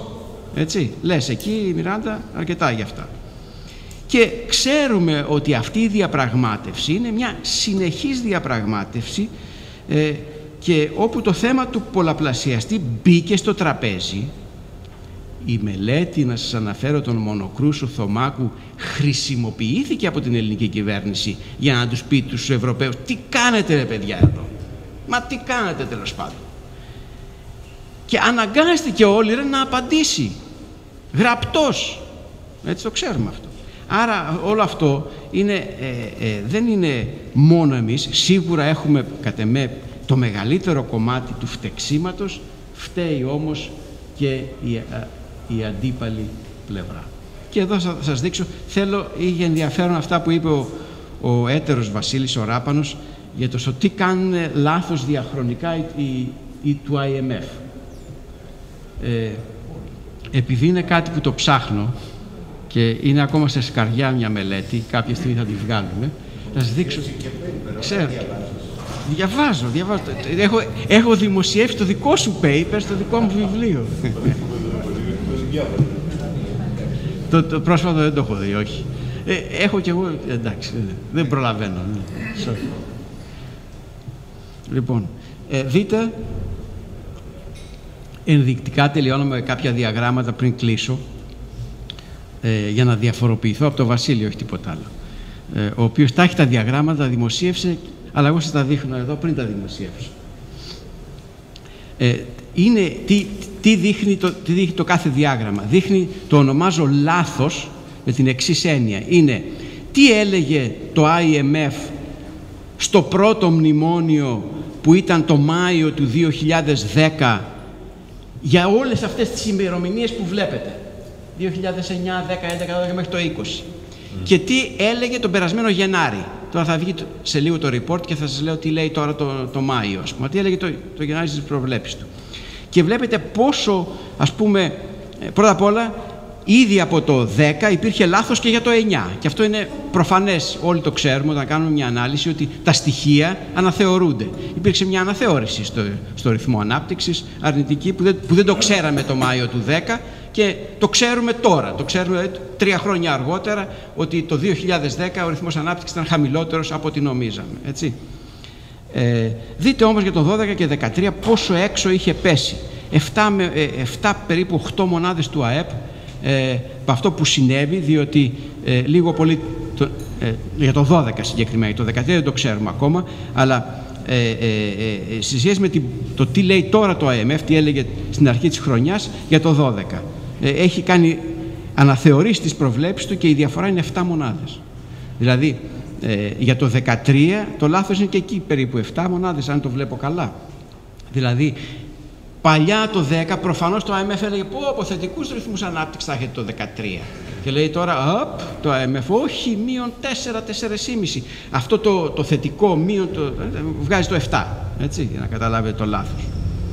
Και για να δούμε αν μαζί με αυτό βάλουμε και τον πληθωρισμό, για να το δούμε σε ονομαστικό ΑΕΠ που το καταλαβαίνουμε λίγο το νούμερο καλύτερα, θα έχω βάλει δεξιά, πάνω δεξιά.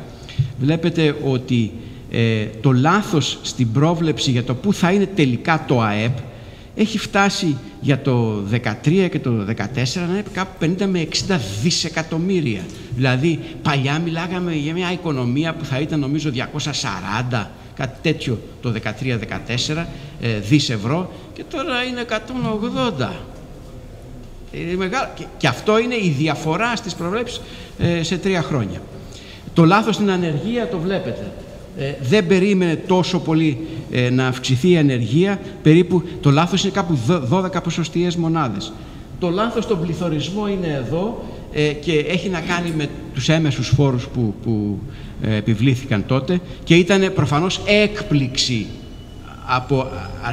σε σχέση με το αρχικό μνημόνιο, ο υψηλός πληθωρισμός. Τώρα βέβαια περίμεναν χειρότερο πληθωρισμό από ό,τι στην πραγματικότητα είναι. Δηλαδή το λάθος έχει πάει από την άλλη μεριά. Τώρα, άρα αυτό δεν συνάδει με αυτό που είχες βρει εσύ, Βασίλη, παλιά, ότι ήταν εντάξει τα προηγούμενα χρόνια. Θέλω να σου δείξω τη διαφορά. Για το καινούργιο σου paper θα πεις πώς έχει αλλάξει. Ή μάλλον θα κουοτάρω εγώ τον Βασίλη και θα πω αυτά έλεγε ο Βασίλης και ο αντιβασίλης είναι το καινούργιο IMF. Γι' αυτό θα πρέπει να το πεις και στη Μιράντα. Να ξεχάσετε το παλιό IMF, είναι ο αντιβασίλης, υπάρχει ένα καινούργιο IMF. Και εδώ είναι το καινούργιο IMF λοιπόν. Εδώ σας δείχνω το λάθος στο debt to GDP. Ήταν για το 9 περίπου 14 ποσοστιαίες μονάδες, ανέβηκε στο 25. Η πτώση που βλέπετε είναι το PSI που προφανώς δεν είχε προβλεφθεί τότε, το Μάιο του 10. Αλλά ξανά το λάθος παραμένει μεγάλο. Τώρα, τι είναι αυτό στο οποίο δεν φαίνεται να έκανε λάθος το IMF? Το οποίο επειδή έχω δει όλα τα νούμερα και τα κοιτάζω δεξιά αριστερά, ψάχνοντας να δω τελικά τι ήταν αυτό που τους έσπρωξε αυτούς τους ανθρώπους να μας ξεσκίσουν αλίπητα. Η παγκόσμια σταθερά κατ' εμέ είναι το έλλειμμα του 12-13. Στο έλλειμμα του 12-13 δεν έχει γίνει, το 0 δεν σημαίνει έλλειμμα 0, σημαίνει ότι δεν έχει γίνει λάθος. Το ίδιο προβλέπανε στο πρώτο μνημόνιο, το ίδιο προβλέπουν τώρα και πάω στοίχημα σε 2 μήνες που θα δούμε την ανάλυση του IMF, εκεί θα είναι, στο 0. Ήταν λες και είχαν μια αιμονή στο έλλειμμα δημοσιονομικό. Ξέχασέ με τώρα, μη με ζαλίζεις το τι θα γίνει η οικονομία, το α, το β, πιστωτική επέκταση, τα πληθωρισμοί. Αυτό θα πετύχεις. Και εκεί δεν κάνανε ποτέ λάθος. Λοιπόν, δεν το έχω τεκμηριώσει πλήρως. Θα κάνω μια πιο σοβαρή ανάλυση και θα σας τη δείξω, ελπίζω, κάποια στιγμή. Στο ισοζύγιο τρεχουσών συναλλαγών είχαν κάνει, στην αρχή θεωρούσαν ότι θα κλείσει πολύ πιο γρήγορα, κάνουν αρνητικό λάθος, δεν τους έκατσε. Τώρα όμως κλείνει πολύ πιο γρήγορα από αυτό που περιμένανε αρχικά. Έτσι. Στο primary fiscal balance υπάρχει λάθος, στο primary fiscal. Στο total δεν υπάρχει λάθος.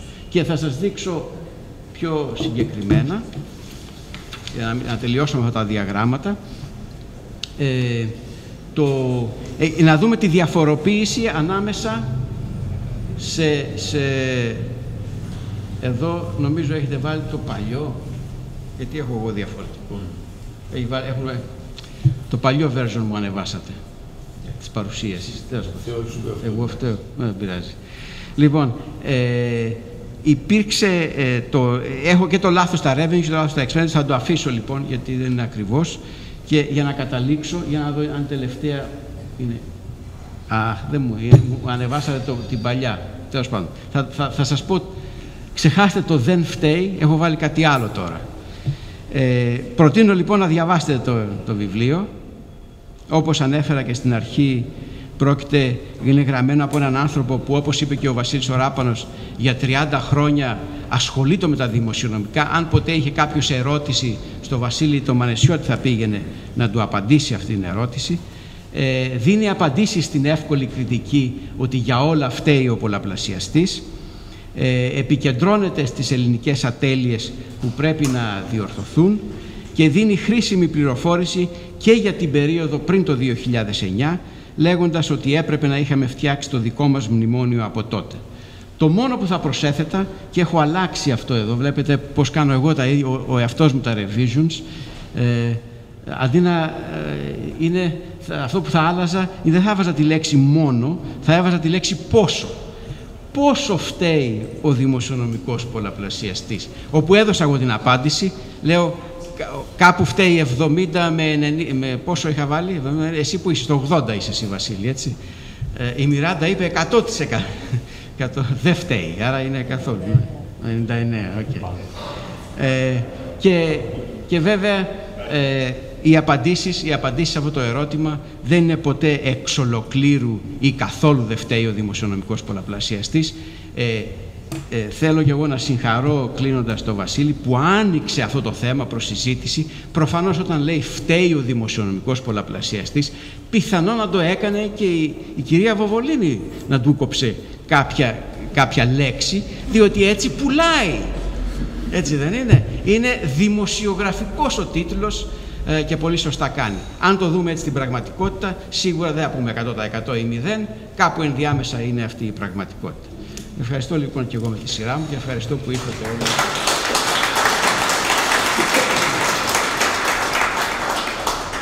Καθώς λοιπόν μετά το εντατικό αυτό φροντιστήριο είστε όριμοι να διαβάσετε το βιβλίο, και προτού περάσω το ρόλο τον ένοχο, αλλά πρώτα στη Μιράντα, η οποία παρουσιάζει προλογικά το βιβλίο, ήθελα να κάνω μια νομίζω χρήσιμη παρατήρηση στη ρήμη του πολιτικότατου λόγου του.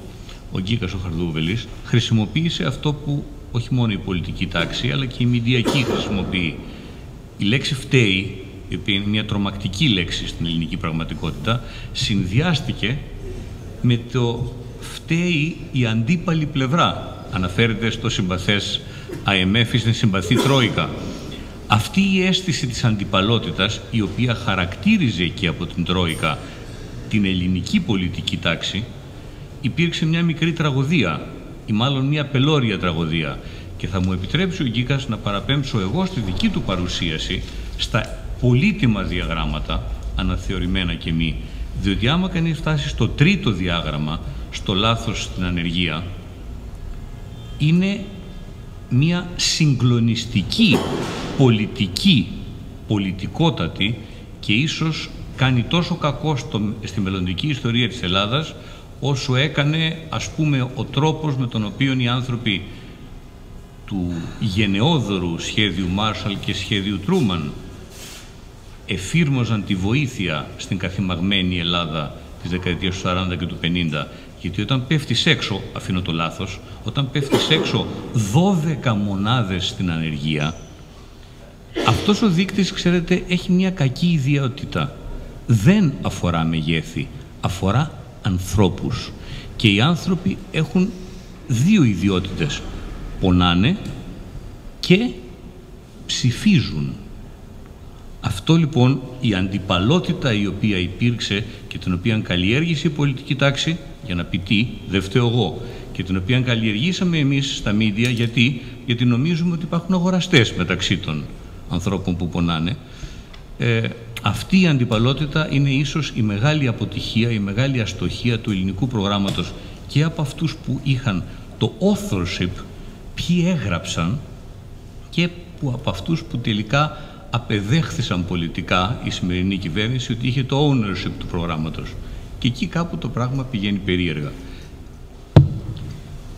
Ευχαριστώ πολύ τον Βασίλη Μανεσιώτη και όλους εσάς που μας δίνετε η ευκαιρία να έχουμε αυτήν την ψύχρεμη συζήτηση για τον πολλαπλασιαστή, διότι θυμάμαι ότι μόλις δημοσιεύτηκε η μελέτη του Ολιβιέ Μπλονσάρ τον Ιανουάριο, αυτό που συγκράτησε το ελληνικό πολιτικό κατεστημένο και τα περισσότερα μέσα μαζικής ενημέρωσης είναι ότι το Διεθνές Νομισματικό Ταμείο έκανε λάθος στον υπολογισμό της επίπτωσης της δημοσιονομικής προσαρμογής πάνω στο ΑΕΠ και πρέπει να πληρώσει γι' αυτό το λάθος, αποδεχόμενο χαλάρωση της δημοσιονομικής πολιτικής. Φταίει όμως πράγματι το Ταμείο για τον λάθος πολλαπλασιαστή. Και ο Βασίλης και οι προηγούμενοι ομιλητές εξήγησαν με μεγάλη σαφήνεια, νομίζω, ότι ο πολλαπλασιαστής δεν είναι ένα νούμερο, ένας συντελεστής ο οποίος είναι αμετάβλητος όποιες και να είναι οι συνθήκες. Εξαρτάται από πολλά μεγέθη, εξαρτάται ας πούμε από την κατάσταση του χρηματοπιστωτικού συστήματος, και στην Ελλάδα θυμίζω ότι το τραπεζικό σύστημα έχασε το 1/3 των καταθέσεών του, το οποίο δεν υπάρχει προηγούμενο σε καμία από τις άλλες χώρες που εφαρμόζουν παρόμοια προγράμματα προσαρμογής. Και ο λόγος που έφυγε το 1/3 των καταθέσεων είναι ακριβώς επειδή οι καταθέτες δεν είχαν εμπιστοσύνη ότι η κυβέρνηση θα εφαρμόσει το πρόγραμμα παρέγκλητα και θα μπορέσει να κρατήσει την Ελλάδα μέσα στην Ευρωζώνη. Άρα στο 100% που λέει ο Γκίκας, δεν θα έλεγα 100% ότι φταίει η κυβέρνηση, φταίει 99%. Αλλά για λόγους άλλους από αυτούς που λέτε εσείς οι δύο. Και θα εξηγήσω αμέσως.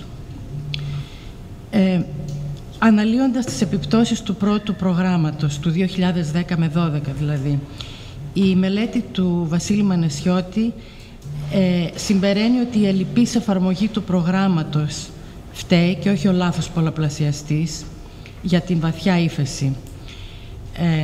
Ο πολλαπλασιαστής εξαρτάται και από τη σύνθεση της δημοσιονομικής προσαρμογής, δηλαδή σε ποιο βαθμό προέρχεται από μείωση των δαπανών και σε ποιο βαθμό προέρχεται από αύξηση των εσόδων.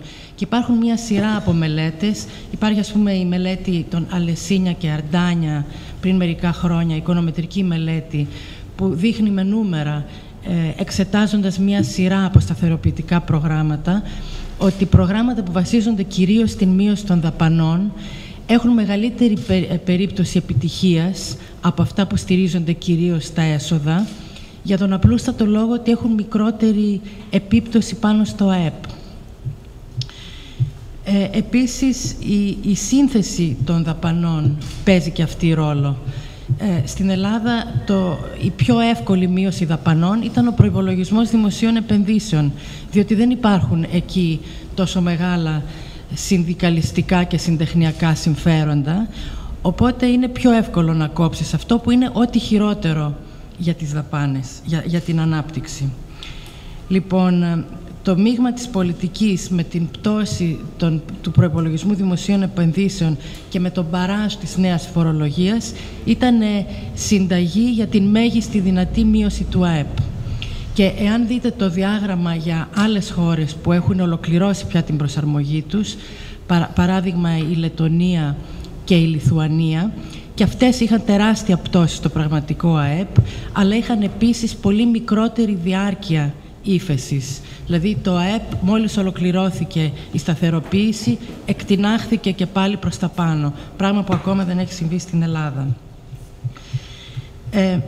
Τώρα, ένας λόγος που ο πολλαπλασιαστής είναι τόσο μεγάλος είναι ακριβώς επειδή δεν εφαρμόσαμε στην Ελλάδα τις διαρθρωτικές εφαρμογές που θα επέτρεπαν στην οικονομία να προσαρμοστεί πιο ομαλά, στις τιμές να πέσουν, στο εργατικό κόστος να μειωθεί και στο εργατικό δυναμικό να μεταβιβαστεί από τον τομέα της εγχώριας ζήτησης, που είναι κυρίως το λιανικό εμπόριο και η οικοδομή, στις εξαγωγές, όπου η ζήτηση για εξαγωγές δεν εξαρτάται από την δημοσιονομική συρρίκνωση στην Ελλάδα.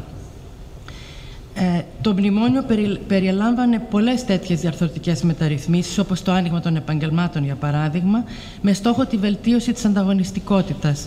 Εάν αυτές οι μεταρρυθμίσεις είχαν εφαρμοστεί από την πρώτη στιγμή, θα είχαν αμβλύνει τις αρνητικές συνέπειες πάνω στην οικονομική δραστηριότητα των δημοσιονομικών μέτρων. Το αποτέλεσμα, βέβαια, ήταν να βαθύνει η ύφεση. Το αποτέλεσμα της μη εφαρμογής των διαρθρωτικών μέτρων ήταν να βαθύνει η ύφεση, η προσαρμογή κυρίως να προέλθει από μείωση της ζήτησης και όχι από αύξηση της προσφοράς. Εάν δείτε την προσαρμογή που έχει γίνει στο ισοζύγιο τρεχουσών συναλλαγών, θα δείτε ότι η μεγαλύτερη βελτίωση προέρχεται από την πλευρά των εισαγωγών και από την μείωση των τόκων, διότι διαγράφει χρέος και διότι μειώθηκαν τα επιτόκια, και όχι από την αύξηση των εξαγωγών. Από την αρχή της εφαρμογής του προγράμματος σταθεροποίησης, το Ταμείο τονίζει την ανάγκη συρρίκνωσης του κράτους για να απελευθερωθούν πόροι για την ανάπτυξη και περιορισμού της φοροδιαφυγής, ώστε ο επιμερισμός των βαρών να είναι δίκαιος. Το μνημόνιο περιλαμβάνει συγκεκριμένες μεταρρυθμίσεις για τον εξυγχρονισμό της δημόσιας διοίκησης και των φορέων εκτός κεντρικής κυβέρνησης, με απότερο στόχο την μείωση του ρόλου και του μεγέθους του κράτους στην οικονομία. Το Ταμείο έχει στείλει 19 αποστολές τεχνικής βοήθειας για το θέμα της φοροδιαφυγής, με ελάχιστα αποτελέσματα. Το ότι τα αποτελέσματα σε αυτούς τους δύο τομείς είναι απογοητευτικά, οφείλεται 100% στην ελληνική κυβέρνηση και καθόλου στην Τρόικα. Τώρα, τι θα άλλαζε αν είχε χρησιμοποιηθεί υψηλότερος πολλαπλασιαστής από την αρχή? Επιστρέφω στο ερώτημα που έθεσε ο Γκίκας. Θα είχε αναγνωριστεί από την αρχή ότι η Ελλάδα χρειάζεται μακρύτερη περίοδο προσαρμογής. Ούτως ή άλλως, το πρωτογενές έλλειμμα που ήταν 23 δις, σας θυμίζω, το 2009, έπρεπε να εξαλειφθεί, για τον απλούστατο λόγο ότι δεν υπήρχε κανείς που να είναι πρόθυμος να μας δανείζει αυτά τα ποσά. Και ακόμα και η ίδια η Τρόικα έχει την εύλογη επιθυμία να εισπράξει πίσω τα λεφτά που μας δανείζει. Μέχρι στιγμής έχουμε δανειστεί σχεδόν ένα ΑΕΠ, σχεδόν 200 δις, χωρίς να μετράω τη ρευστότητα που μας έχει δώσει η Ευρωπαϊκή Κεντρική Τράπεζα, που είναι άλλα 100 τόσα. Και στην παρατήρηση... Τη ECB, ναι, τα άλλα όχι. Τα άλλα μας τα δανείζουν με χαμηλότερο κόστος από ό,τι αυτή.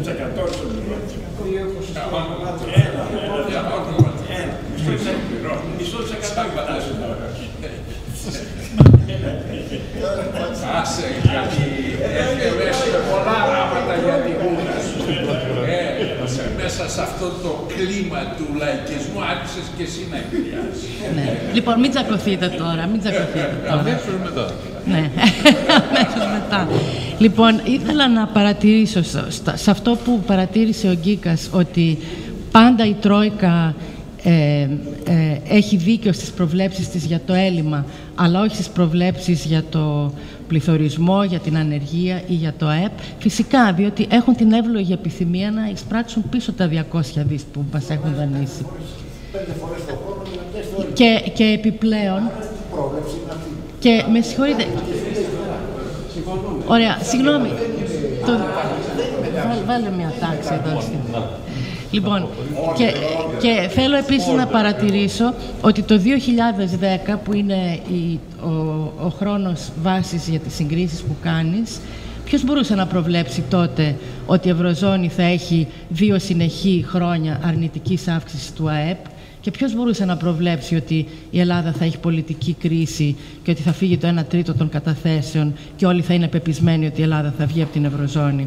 Τίποτα από όλα αυτά δεν είχε προβλεφθεί τότε και γι' αυτό και έχουμε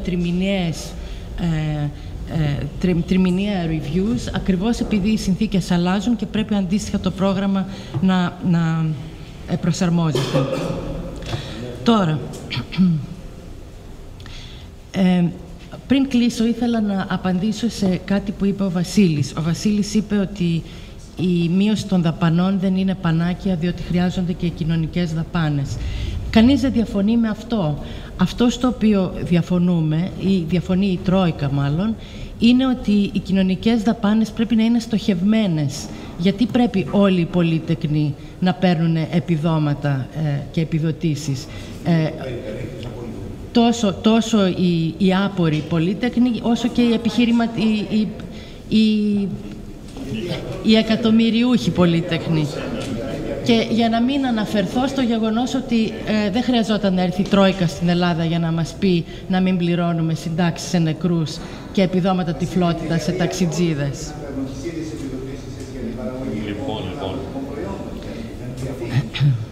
Λοιπόν, κλείνοντας, θέλω να διαβάσω μια πολύ σύντομη παράγραφο από ένα άρθρο που δημοσίευσε ο ίδιος ο Ολιβιέ Μπλονσάρ στην Καθημερινή της 10ης Φεβρουαρίου του 2013, δηλαδή ένα μήνα χονδρικά, αφού είχε γίνει τόση μεγάλη φασαρία σε σχέση με τα συμπεράσματα της μελέτης του.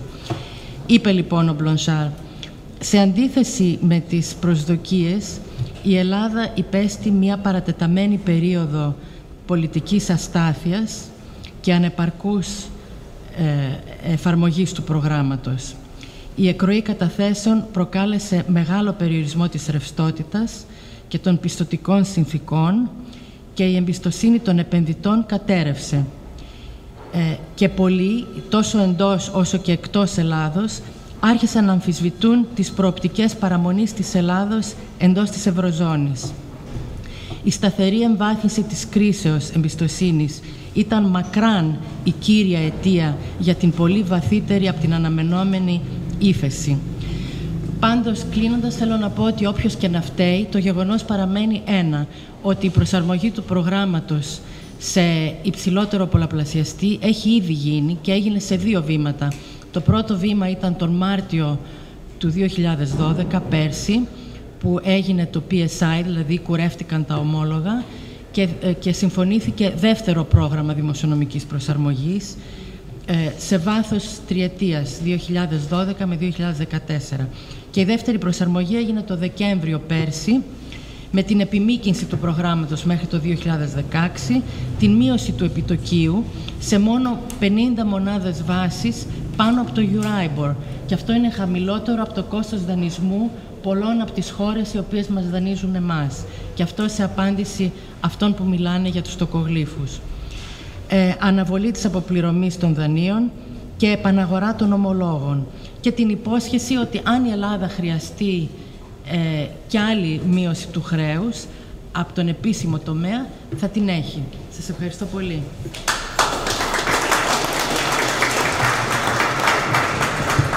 Οπότε κανείς δεν θα μπορούσε να παραπονεθεί ότι ήταν ομοιόμορφες ή ομοιόχρομες οι παρεμβάσεις στο πάνελ.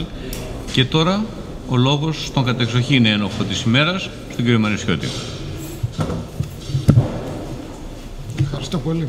Θα ήθελα να ευχαριστήσω καταρχήν όλους όσοι παρευρίσκονται σήμερα εδώ και με τίμησαν όλους εμάς με την παρουσία τους. Θα ήθελα να ευχαριστήσω τον κύριο Ράπανο, τον κύριο Χαρδούβελη και την κυρία Ξαφά που μπήκαν στον κόπο να διαβάσουν και να γράψουν όλα αυτά τα καλά λόγια.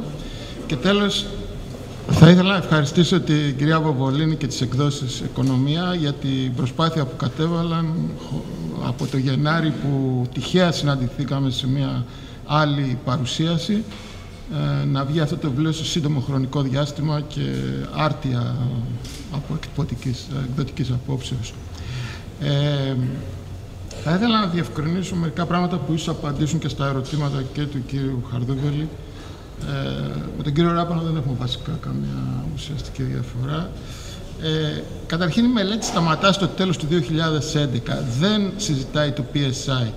Ο λόγος είναι απλός. Νομίζω ότι η αναδιάρθρωση του δημόσιου χρέους οριοθετεί αυτό που θα λέγαμε δεύτερη φάση της προσαρμογής, δηλαδή είναι ένα καινούριο ξεκίνημα και ακόμη δεν είμαστε σε θέση να την αποτιμήσουμε. Δηλαδή είναι αρκετά οι επιπτώσεις, όπως είπες και εσύ, οι επιπτώσεις από τη μείωση του δημόσιου χρέους, από το κούρεμα, όπως ονομάζεται, του δημόσιου χρέους, και θα πάρει λίγο χρόνο ακόμη να δούμε όλες τις επιπτώσεις. Παραδείγματος χάρη, τα ασφαλιστικά ταμεία επηρεάστηκαν άμεσα, χάνοντας τα ομόλογα που είχαν το ελληνικό δημοσίο, αλλά τώρα με την ανακεφαλοποίηση των τραπεζών φαίνεται ότι επηρεάζονται και έμεσα, διότι χάνουν μεγάλο μέρος της αξίας των μετοχών που κατήχαν κυρίως στην Εθνική Τράπεζα κτλ. Αυτά τα πράγματα δεν τα έχουμε δει όλα ακόμη και δεν ήθελα να αποτιμήσω τη δεύτερη φάση, αυτό που θα ονόμαζα εγώ δεύτερη φάση του προγράμματος. Ίσως μετά από 1 ή 2 χρόνια θα είμαστε σε θέση.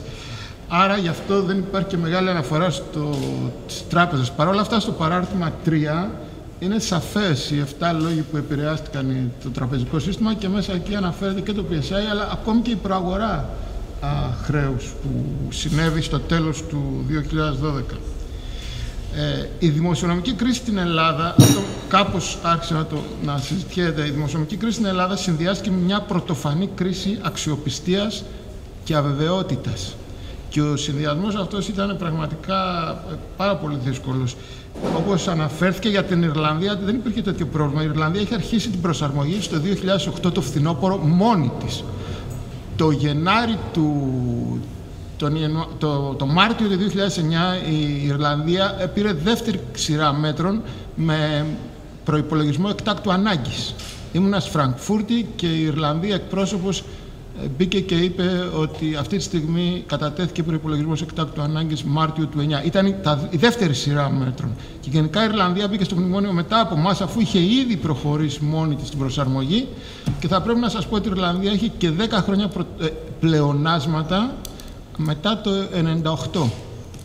Μόνο το 2004 είχε ένα μικρό έλλειμμα 0,2. Όλα τα άλλα χρόνια μέχρι το 2008 είχε πλεονάσματα και πρωτογενή πλεονάσματα. Και χρέος όταν άρχισε η κρίση 25%, 25,1%. Άρα δεν υπήρχε το έλλειμμα αξιοπιστίας που υπήρχε σε εμάς. Η δικιά μας αξιοπιστία, το έλλειμμα αξιοπιστίας προκλήθηκε από... Είχε εξαγωγές, ναι, είχε... Η Ελλάδα, το έλλειμμα αξιοπιστίας προέκυψε από 2 λόγους. Καταρχήν ανακοινώσαμε ένα έλλειμμα 2 φορές μεγαλύτερο από ό,τι συζητιόταν, 3 φορές μάλιστα από ό,τι συζητιόταν μέχρι τώρα. Μέχρι τότε, τον Οκτώβριο, 22 Οκτωβρίου του 2009, και παράλληλα ήταν νοπές οι μνήμες και από την απογραφή του 2004, τη δημοσιονομική απογραφή, και από τη μεγάλη αναθεώρηση του ΑΕΠ του 2007, οπότε για τρίτη φορά η Ελλάδα εμφανιζόταν τα ελληνικά στοιχεία, τα στατιστικά στοιχεία, να μην είναι αξιόπιστα. Και κανείς δεν ήξερε ακόμη τι κρύβεται. Ο ορίζοντας ξεκαθάρισε το Μάρτιο του 2010, όταν η Eurostat είπε ότι το έλλειμμα είναι 13,6%. Και το δεύτερο ήταν αν η Ελλάδα παρουσιάζει ένα τεράστιο έλλειμμα, αλλά έλεγε ότι δεν λάμβανε μέτρα. Οπότε η κρίση αξιοπιστίας από αυτούς τους 2 λόγους ήταν πραγματικά τεράστια. Όταν αρχίσαμε να υλοποιούμε ό,τι θέλαμε να υλοποιήσουμε, δεν το κάναμε. Ακόμη σήμερα η Καθημερινή της Κυριακής και της περασμένης Πέμπτης έγραφε για την απελευθέρωση των κλειστών επαγγελμάτων. Ακόμη ανοίγουμε τα κλειστά επαγγέλματα 3 χρόνια και 1 μήνα μετά το πρώτο μνημόνιο.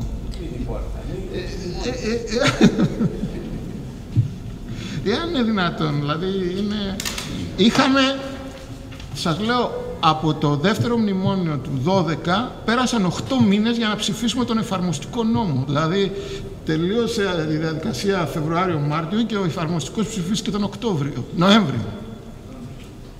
8 μήνες πήγανε χαμένοι. Διότι κάναμε 2 εκλογικές αναμετρήσεις και τα λοιπά, για λόγους που είναι γνωστοί. Όλα αυτά, θυμάμαι το 10 που ήταν πολύ αρνητική η δημοσιογραφική κάλυψη από το εξωτερικό της ελληνικής κρίσης. Στην αρχή λέγανε με τα μέτρα του Γενάρη, του Φλεβάρη, ότι δεν είναι αρκετά. Από το Μάρτιο-Απρίλιο, όταν πήραμε πολύ πιο σοβαρά μέτρα, λέγανε αν θα μπορεί η Ελλάδα να τα εφαρμόσει. Δηλαδή, συνεχώς υπήρχε ένα έλλειμμα αξιοπιστίας και αμφισβητήσεων από το εξωτερικό. Αναφορικά με το χρέος, δεν είναι μόνο ότι δεν υπήρχε πρόβλεψη για την ανάπτυξη, γιατί ο παρανομαστής καθορίζει την πορεία του λόγου χρέους προς ΑΕΠ, δεν υπήρχε και κάποια πρόβλεψη για άμεση εξαγορά χρέους. Ας πούμε, υπήρχαν συζητήσεις το καλοκαίρι του 2010 για προαγορά χρέους, αλλά η Τρόικα δεν ήθελε να μας δώσει χρήματα να βγούμε στη δευτερογενή αγορά και να αγοράζουμε ομόλογα σιωπηρά, που θα μπορούσαμε με 1 ευρώ να αγοράζουμε χρέος αξίας 1,6 ευρώ. Αυτό που είναι το 12 δηλαδή θα μπορούσε να έχει γίνει το καλοκαίρι του 10. Αν κάποια... Όχι, εκείνοι δεν θέλουν να μας δώσουν τα χρήματα. Δεν ξέρω ποιο κομμάτι. Πάντως δεν υπήρχε ενδιαφέρον. Σε καμία φάση του μνημονίου δεν προσπαθήσαμε της εφαρμογής να εκπλήξουμε θετικά τις αγορές, δηλαδή να κάνουμε κάτι παραπάνω, να το κάνουμε πιο γρήγορα. Αντίθετα, ήμασταν πάντα πίσω και κρατούσαμε αυτό που θα έλεγα μια αμυντική πολιτική. Θέλαμε να κάνουμε 10, κάναμε τα 8 και λέγαμε εντάξει, τα άλλα 2 θα προχωρήσουμε κτλ. Αυτό δεν έδειχνε ότι θέλουμε να υλοποιήσουμε πραγματικά. Πουθενά δεν υπάρχει καμία αναφορά ότι θέλουμε πράγματι να μειώσουμε το μέγεθος του κράτους, το οποίο είναι καθοριστικό σε αυτή την περίπτωση. Δηλαδή, για να μας εμπιστευτούν οι άλλοι, έπρεπε να δείξουμε ότι θέλουμε να μειώσουμε το μέγεθος του κράτους. Ακόμη και τώρα είναι υπό αμφισβήτηση. Και αν δεν μειωθεί μόνιμα το μέγεθος του κράτους, δεν πρέπει να γίνει τίποτε. Επίσης, ένας λόγος που πολλές φορές εμφανίζεται η Τρόικα ότι φταίει για εκείνο ή για το άλλο, είναι γιατί εμείς δεν είχαμε δικά μας προγράμματα. Δηλαδή, θυμάμαι το καλοκαίρι του 10, όταν συζητιόταν η πρώτη μείωση του χρέους κατά 21%, υπήρχε ολλανδικό πρόγραμμα, υπήρχε γαλλικό πρόγραμμα για το ελληνικό δημόσιο χρέος, υπήρχε της Κομισιόν, υπήρχε της Τρόικας, δεν υπήρχε ελληνικό σχέδιο για μείωση του ελληνικού χρέους. Δεν είχαμε τίποτε να προτείνουμε. Και τέλος, θα ήθελα να πω αυτό που γράφει και στον πρόλογο και η κυρία Ξαφάκη, και είναι κειμένα η εμπειρία μου από την Κομισιόν και από την Ευρωπαϊκή Κεντρική Τράπεζα. Συνήθως οι διεθνείς οργανισμοί σου θέτουν το στόχο. Τα επιμέρους μέτρα που θα φτάσει σε αυτό το στόχο, συνήθως τα παίρνεις εσύ. Άρα πιστεύω ότι το μείγμα πολιτικής, δημοσιονομικής πολιτικής, δηλαδή πόσο θα μειώναμε τις δαπάνες και πόσο θα αυξάναμε τους φόρους, το αποφασίσαμε μόνοι μας και δεν το αποφάσισε η Τρόικα. Το γεγονός ότι ερχόταν το άλλο τρίμηνο η Τρόικα και έλεγε δεν κάνατε εκείνο είναι γιατί το είχαμε πει τον περασμένο τρίμηνο. Αλλά αρχικά εμείς είχαμε αποφασίσει το μείγμα πολιτικής. Αν μειώναμε τις δημόσιες επενδύσεις, εμείς το αποφασίσαμε. Το περίεργο είναι ότι ενώ είχαμε λεφτά από το ΕΣΠΑ, μειώναμε τις δημόσιες επενδύσεις.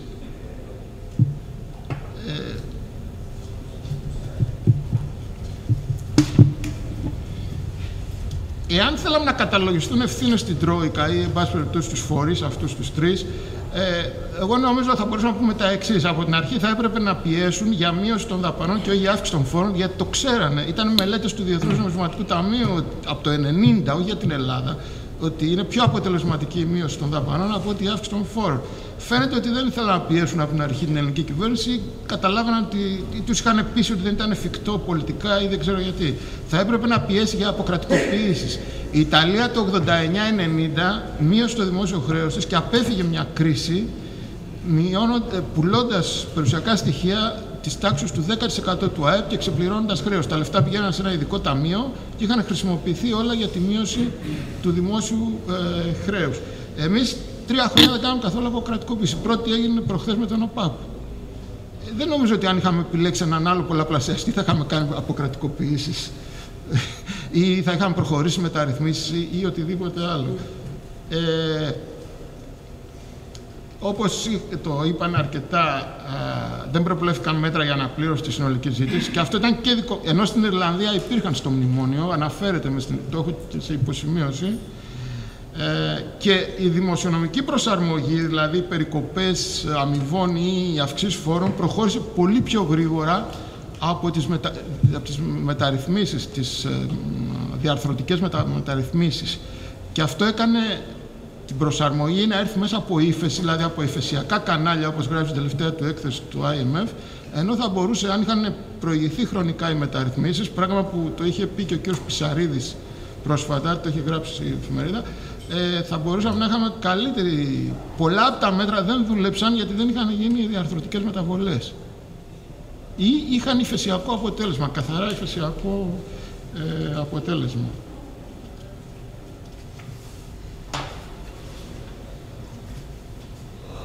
Νομίζω ότι θα σταματήσω εδώ. Δεν έχω τίποτα άλλο να πω. Ευχαριστώ πάρα πολύ όλους.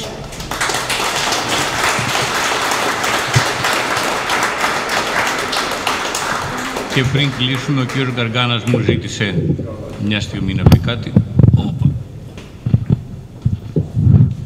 Θα ήθελα κι εγώ να συγχαρώ τον κύριο Μανισιώτη, με τον οποίο συνεργαζόμαστε επί πάρα πολλά χρόνια, για το ενδιαφέρον αυτό βιβλίο που έγραψε. Πρέπει να πω ότι δεν το διάβασα, παρά το ότι μου το έφερε ο ίδιος αμέσως μόλις εκδόθηκε, αλλά έχουμε κάνει τόσες εκτεταμένες συζητήσεις με τον Βασίλη, που γνωρίζω τις απόψεις του και ξέρω ότι είναι ένα πολύ ενδιαφέρον βιβλίο. Επίσης πρέπει να συγχαρώ και τους παρουσιαστές που και τη Μιράντα, που πρόθυμα έγραψε έναν ενδιαφέροντα πρόλογο, αλλά και τον Βασίλη Ράπανο και τον Κίκα Χαρδούβαλη, που έχουν πια καθιερωθεί, νομίζω, ως οι θύμονες ίστα της πρόσφατης ελληνικής κρίσης, μετά από τόσες. Με το Βασίλη, όχι.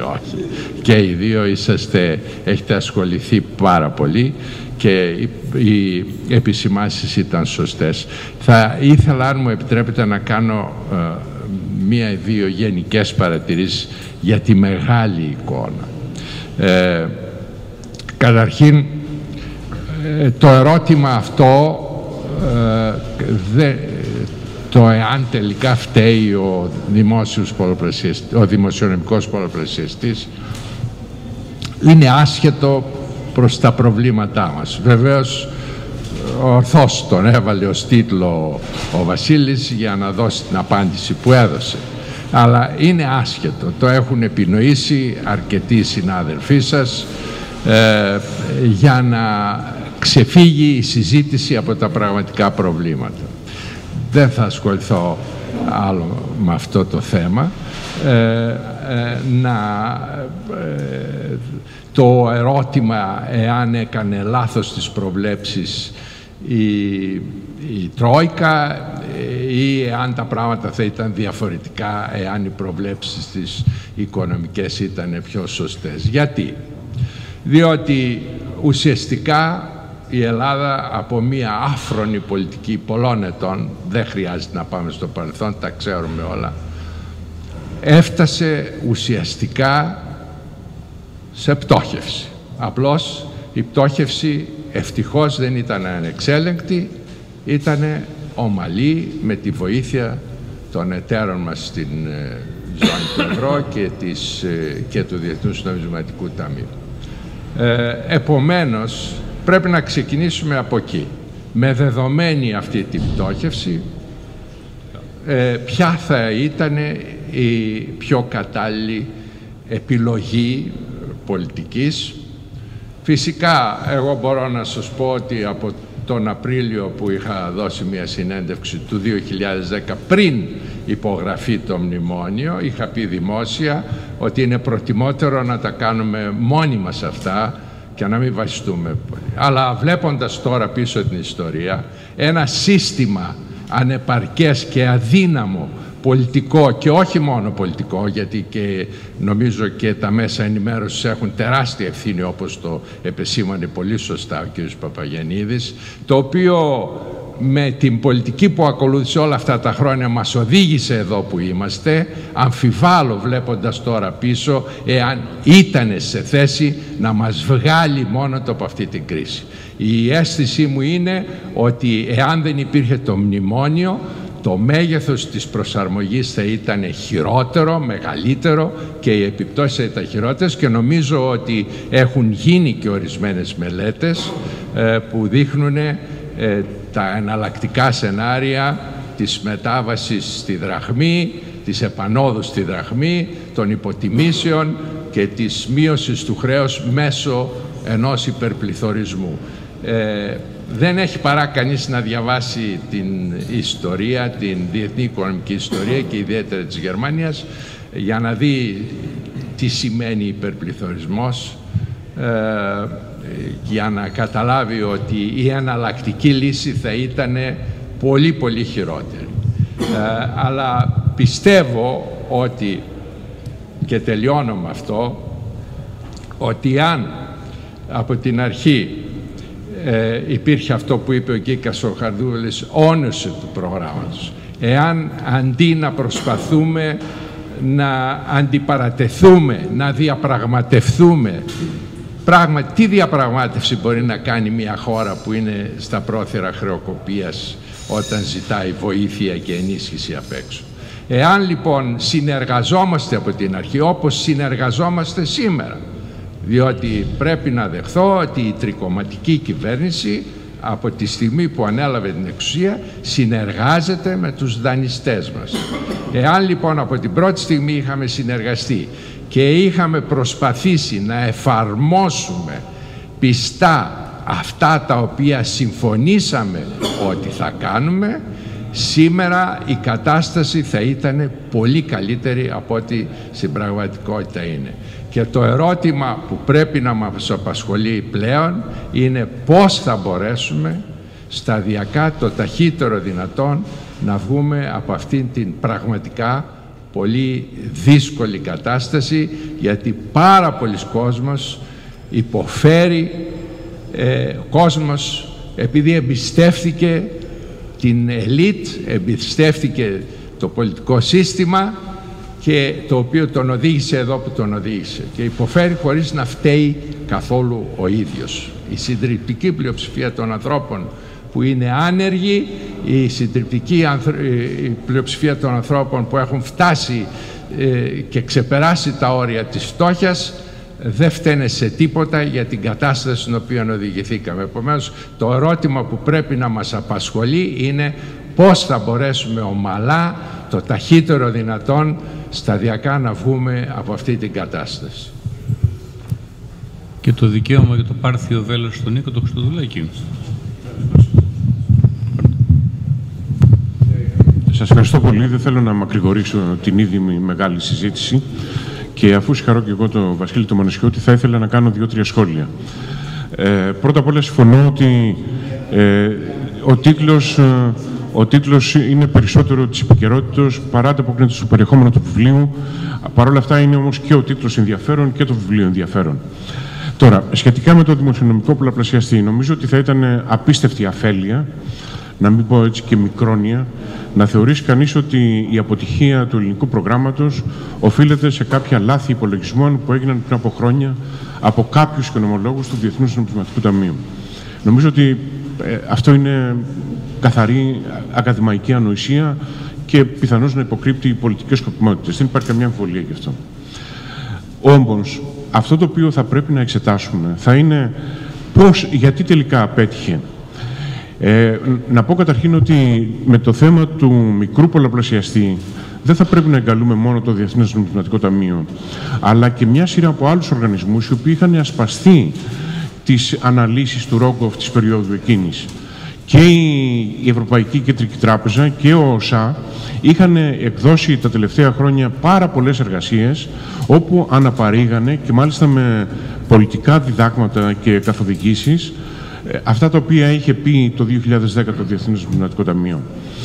Εκτός από το μικρό πολλαπλασιαστή, η μελέτη εκείνη, η μοιραία μελέτη του 2010, όπως και του Ρόγκοφ, έλεγαν ότι όχι μόνο η ύφεση θα είναι πολύ μικρή λόγω του μικρού πολλαπλασιαστή, αλλά θα είναι και πολύ σύντομη.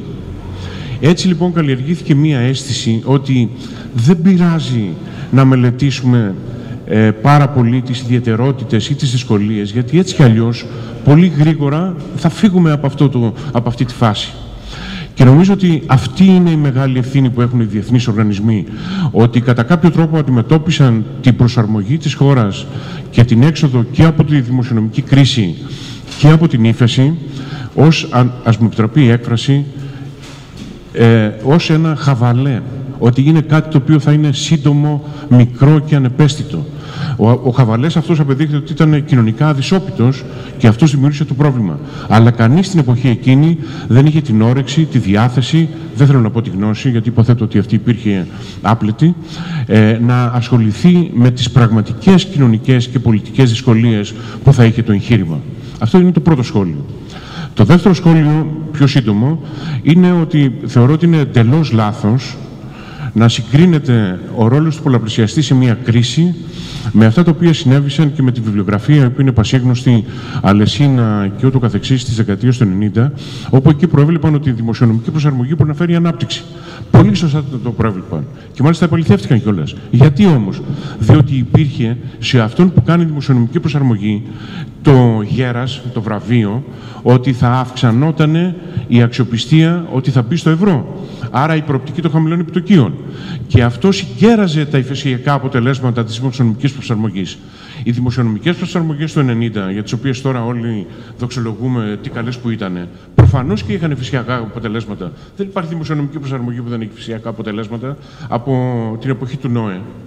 Αλλά ταυτόχρονα είχαν θέσει σε κίνηση μια αναπτυξιακή φάση λόγω της σύγκλησης και την υπερκέραζε. Αυτό συνέβαινε. Και φυσικά αυτή η φάση δεν υπήρχε τώρα, γιατί τα επιτόκια είχαν φτάσει το floor zero, όπως λέγεται, το ground zero, και κατά συνέπεια δεν λειτουργήσε ο μηχανισμός συγκερασμού. Για να κλείσω. Θεωρώ ότι αυτή η ζήτηση είναι εξαιρετικά ενδιαφέρουσα. Θεωρώ ότι ο τίτλος είναι παραπλανητικός και όποιος τολμήσει να απαντήσει θετικά, νομίζω ότι απλώς στερείται σοβαρότητας, τουλάχιστον ακαδημαϊκής. Αλλά ανοίγει ένα πολύ μεγάλο ερώτημα. Γιατί αφέθηκε, ποιος αφέθηκε και με ποιες διαδικασίες αφέθηκαν οι μηχανισμοί συμπεριλαμβανομένης πρωτίστως της ελληνικής κυβερνήσεως να παρασυρθούν από αυτή την ευκολία της προσαρμογής, και νομίζω ότι αυτό το κεφάλαιο είναι τεράστιο, είναι σοβαρό και δεν σηκώνει καλαμπούρια. Διότι μιλάμε για τη μετεξέλιξη μιας ελληνικής τραγωδίας. Και το δεύτερο ερώτημα το οποίο ανακύπτει από το βιβλίο αυτό είναι, υπήρχαν άλλες εναλλακτικές? Εγώ θα διαφωνήσω με όλους όσους είπαν ότι ήταν υποχρεωτικό το μνημόνιο. Και υπάρχουν δύο παραδείγματα. Το ένα είναι μισό όμως, γιατί συγκαλύφθηκε. Το ένα είναι της Ιρλανδίας, το λέει ο Μανισιώτης, του 2009, με τον έκτακτο προϋπολογισμό τον οποίο επέβαλε. Το δεύτερο που τσέτηκε και πήγε στο μνημόνιο ήταν λόγω της τραπεζικής κατάρρευσης, δεν ήταν λόγω δημοσιονομικής κατάρρευσης, δεν το ξεχνάμε αυτό. Και το δεύτερο παράδειγμα σήμερα είναι ο Ραχόη. Θεωρώ ότι η πολιτική την οποία ασκεί η Ισπανία είναι ουσιαστικά μια στρατηγική αποφυγής μνημονίου, ακριβώς γιατί θέλει να οικειοποιηθεί, να έχει το ownership του προγράμματος και ταυτόχρονα να διασφαλίσει μια σειρά από κοινωνικές και πολιτικές προϋποθέσεις που θα τα καταφέρουν καλύτερα, σε αντίθεση με την Ελλάδα, η οποία όχι μόνο δεν ήθελε να οικειοποιηθεί μια πολιτική προσαρμογής, απόλυτα απαραίτητη, αλλά παρακαλούσε να έρθει κάποιος να το κάνει για λογαριασμό της, και αυτή εντωμεταξύ το μόνο το οποίο έκανε ήταν να διαβάλει τη χώρα, να τη συκοφαντεί, έτσι ώστε να κάνει ακόμα χειρότερη τη θέση της στις επερχόμενες προσαρμογές, οι οποίες φυσικά απέτυχαν. Σας ευχαριστώ. Ευχαριστούμε. Θα ήθελα να πω δύο πράγματα. Πρώτα απ' όλα, δεν συμφωνώ συχνά με την φίλη μου τη Μιράντα και θα πω ότι συμφωνώ. Αυτή τη φορά συμφωνώ απολύτως. Και σε όλη τη συζήτηση μιλάμε για πολλαπλασιαστές, για ζήτηση. Κανείς δεν μιλάει για την παραγωγή, το οποίο είναι το ουσιαστικό μιας οικονομίας. Εδώ πρέπει να καταλάβουμε ότι από το 2004, 5, 6 οι επενδύσεις οι παραγωγικές μειώθηκαν με ένα ρυθμό, ενώ παλιά αυξηνόντουσαν με 4,5% επί μια 8ετία, 9ετία, πέσανε στο 2% και μετά είναι αρνητικές. Με αποτέλεσμα σήμερα οι αποσβέσεις, αυτό που λέμε consumption fixed capital, να υπερβαίνουν τις επενδύσεις. Δηλαδή, έχουμε μια πραγματική οικονομία η οποία καταρρέει. Ό,τι και να κάνουμε όταν μια πραγματική οικονομία καταρρέει, δεν μπορούμε να κάνουμε τίποτα. Ούτε πολλαπλασιαστής, ούτε ζήτηση, ούτε τίποτα. Και αντί να συγκεντρωθούμε πώς θα αναπτύξουμε την πραγματική οικονομία, συζητούμε άλλα θέματα. Πρώτον. Δεύτερον, ένας λόγος της κατάρρευσης πραγματικής οικονομίας, το οποίο το είχα πει και εγώ σε ένα άρθρο το 2002 στο Βήμα και επαναλαμβάνω στο 2003, 1η Σεπτεμβρίου, και μετά ήταν η Τράπεζα Ελλάδος το οποίο επανέλαβε, είναι ότι δεν μπορεί μια οικονομία όπως στην Ελλάδα να δίνει αυξήσεις μισθών 6% μέσον όρο, όταν η υπόλοιπη Ευρωζώνη δίνει γύρω στο 2%. Και τι κάναμε? Το καλύπταμε αυτό δήθεν με μια υψηλή παραγωγικότητα. Πόσο καλύπταμε με υψηλή παραγωγικότητα? Διότι, ξέρετε, σε μια οικονομία που δεν έχει μεγάλη βιομηχανική παραγωγή και υπάρχει υπηρεσίες. Ναι, εκτός τραπέζι. Εμείς είχαμε λιγότερο. Δεν ήταν 16, με συγχωρείς. Δεν ήταν 16, να δεις τα νούμερα. Εγώ δεν μιλάω, δεν είμαι πολιτικός σαν και εσένα, εγώ βλέπω νούμερα. Λοιπόν, αυτό που θέλω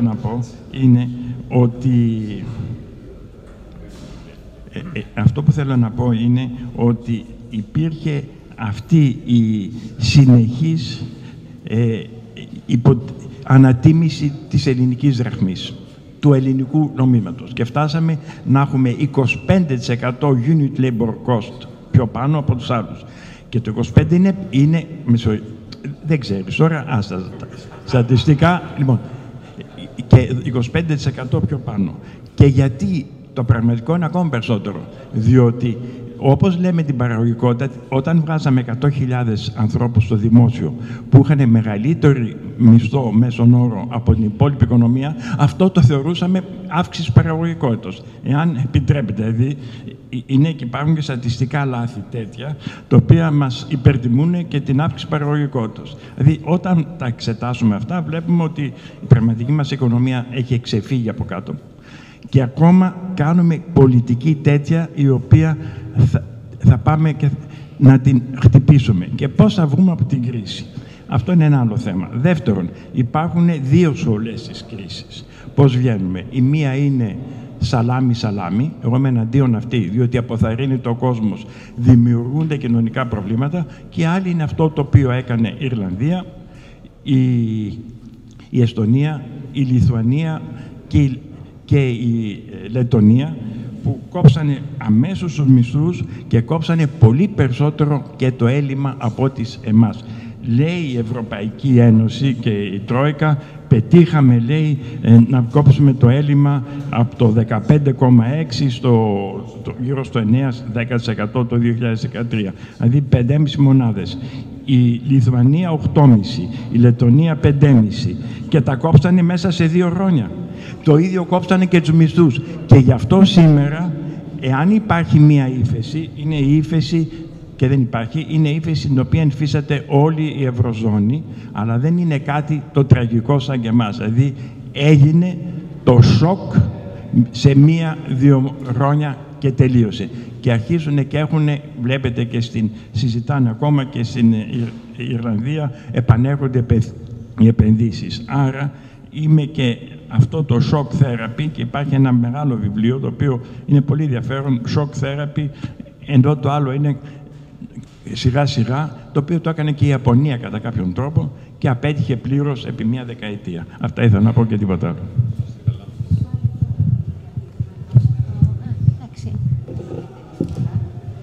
Ευχαριστώ πολύ για την παρουσίαση, και θα ήθελα να συγχαρώ και εγώ τον συγγραφέα για την εξαιρετική του συνδρομή, και να ευχαριστήσω βέβαια και το πάνελ.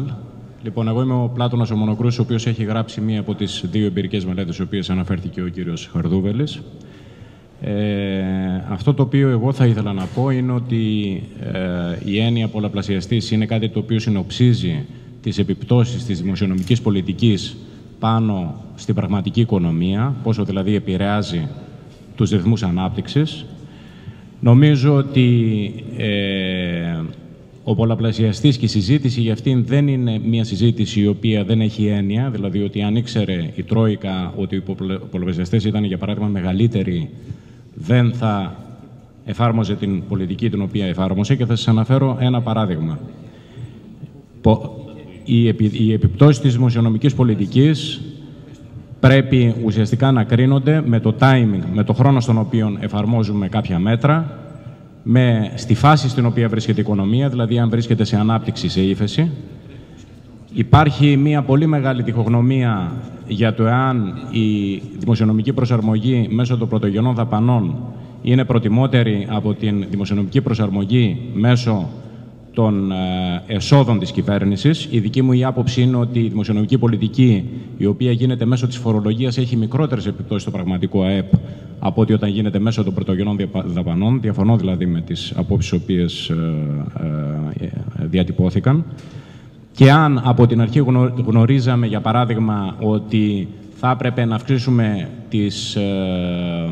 αυξήσουμε τα φορολογικά έσοδα, αντί να κόψουμε τις πρωτογενείς δαπάνες, αυτό θα επέτρεπε από την αρχή, για παράδειγμα την Τρόικα, να επικεντρωθεί περισσότερο στην πάταξη της φοροδιαφυγής. Όχι κατά ανάγκη να ανεβάσει φορολογικούς συντελεστές, οι οποίοι είναι ήδη πάρα πολύ μεγάλοι στην Ελλάδα, αλλά να επικεντρωθεί ενδεχομένως εξ αρχής στην πάταξη της φοροδιαφυγής, αντί στη μείωση των πρωτογενών δαπανών. Και νομίζω ότι, σαν μια τελική παρατήρηση, ότι δεν πρέπει να ξεχνάμε ότι κανένα πρόγραμμα, όσο καλό και να είναι, δεν μπορεί να εφαρμοστεί σε μια χώρα όταν δεν υπάρχει ένα μίνιμουμ κοινωνικής αποδοχής και ένα μίνιμουμ κοινωνικής συνοχής. Όταν πηγαίνεις και κόβεις τους μισθούς, οι συντάξεις των μισθωτών συνεχώς, κάθε χρόνο, αυτό δημιουργεί ένα πρόβλημα και δημιουργεί μια κατάσταση έκρηθμη στην κοινωνία. Αυτά ήθελα να πω. Σας ευχαριστώ πάρα πολύ για την προσοχή σας. Έως εδώ υπάρχει τώρα η φιλόφρον πρόθεση του κεράσματος. Ευχαριστούμε όλους για την υπομονή σας και τελειώσαμε.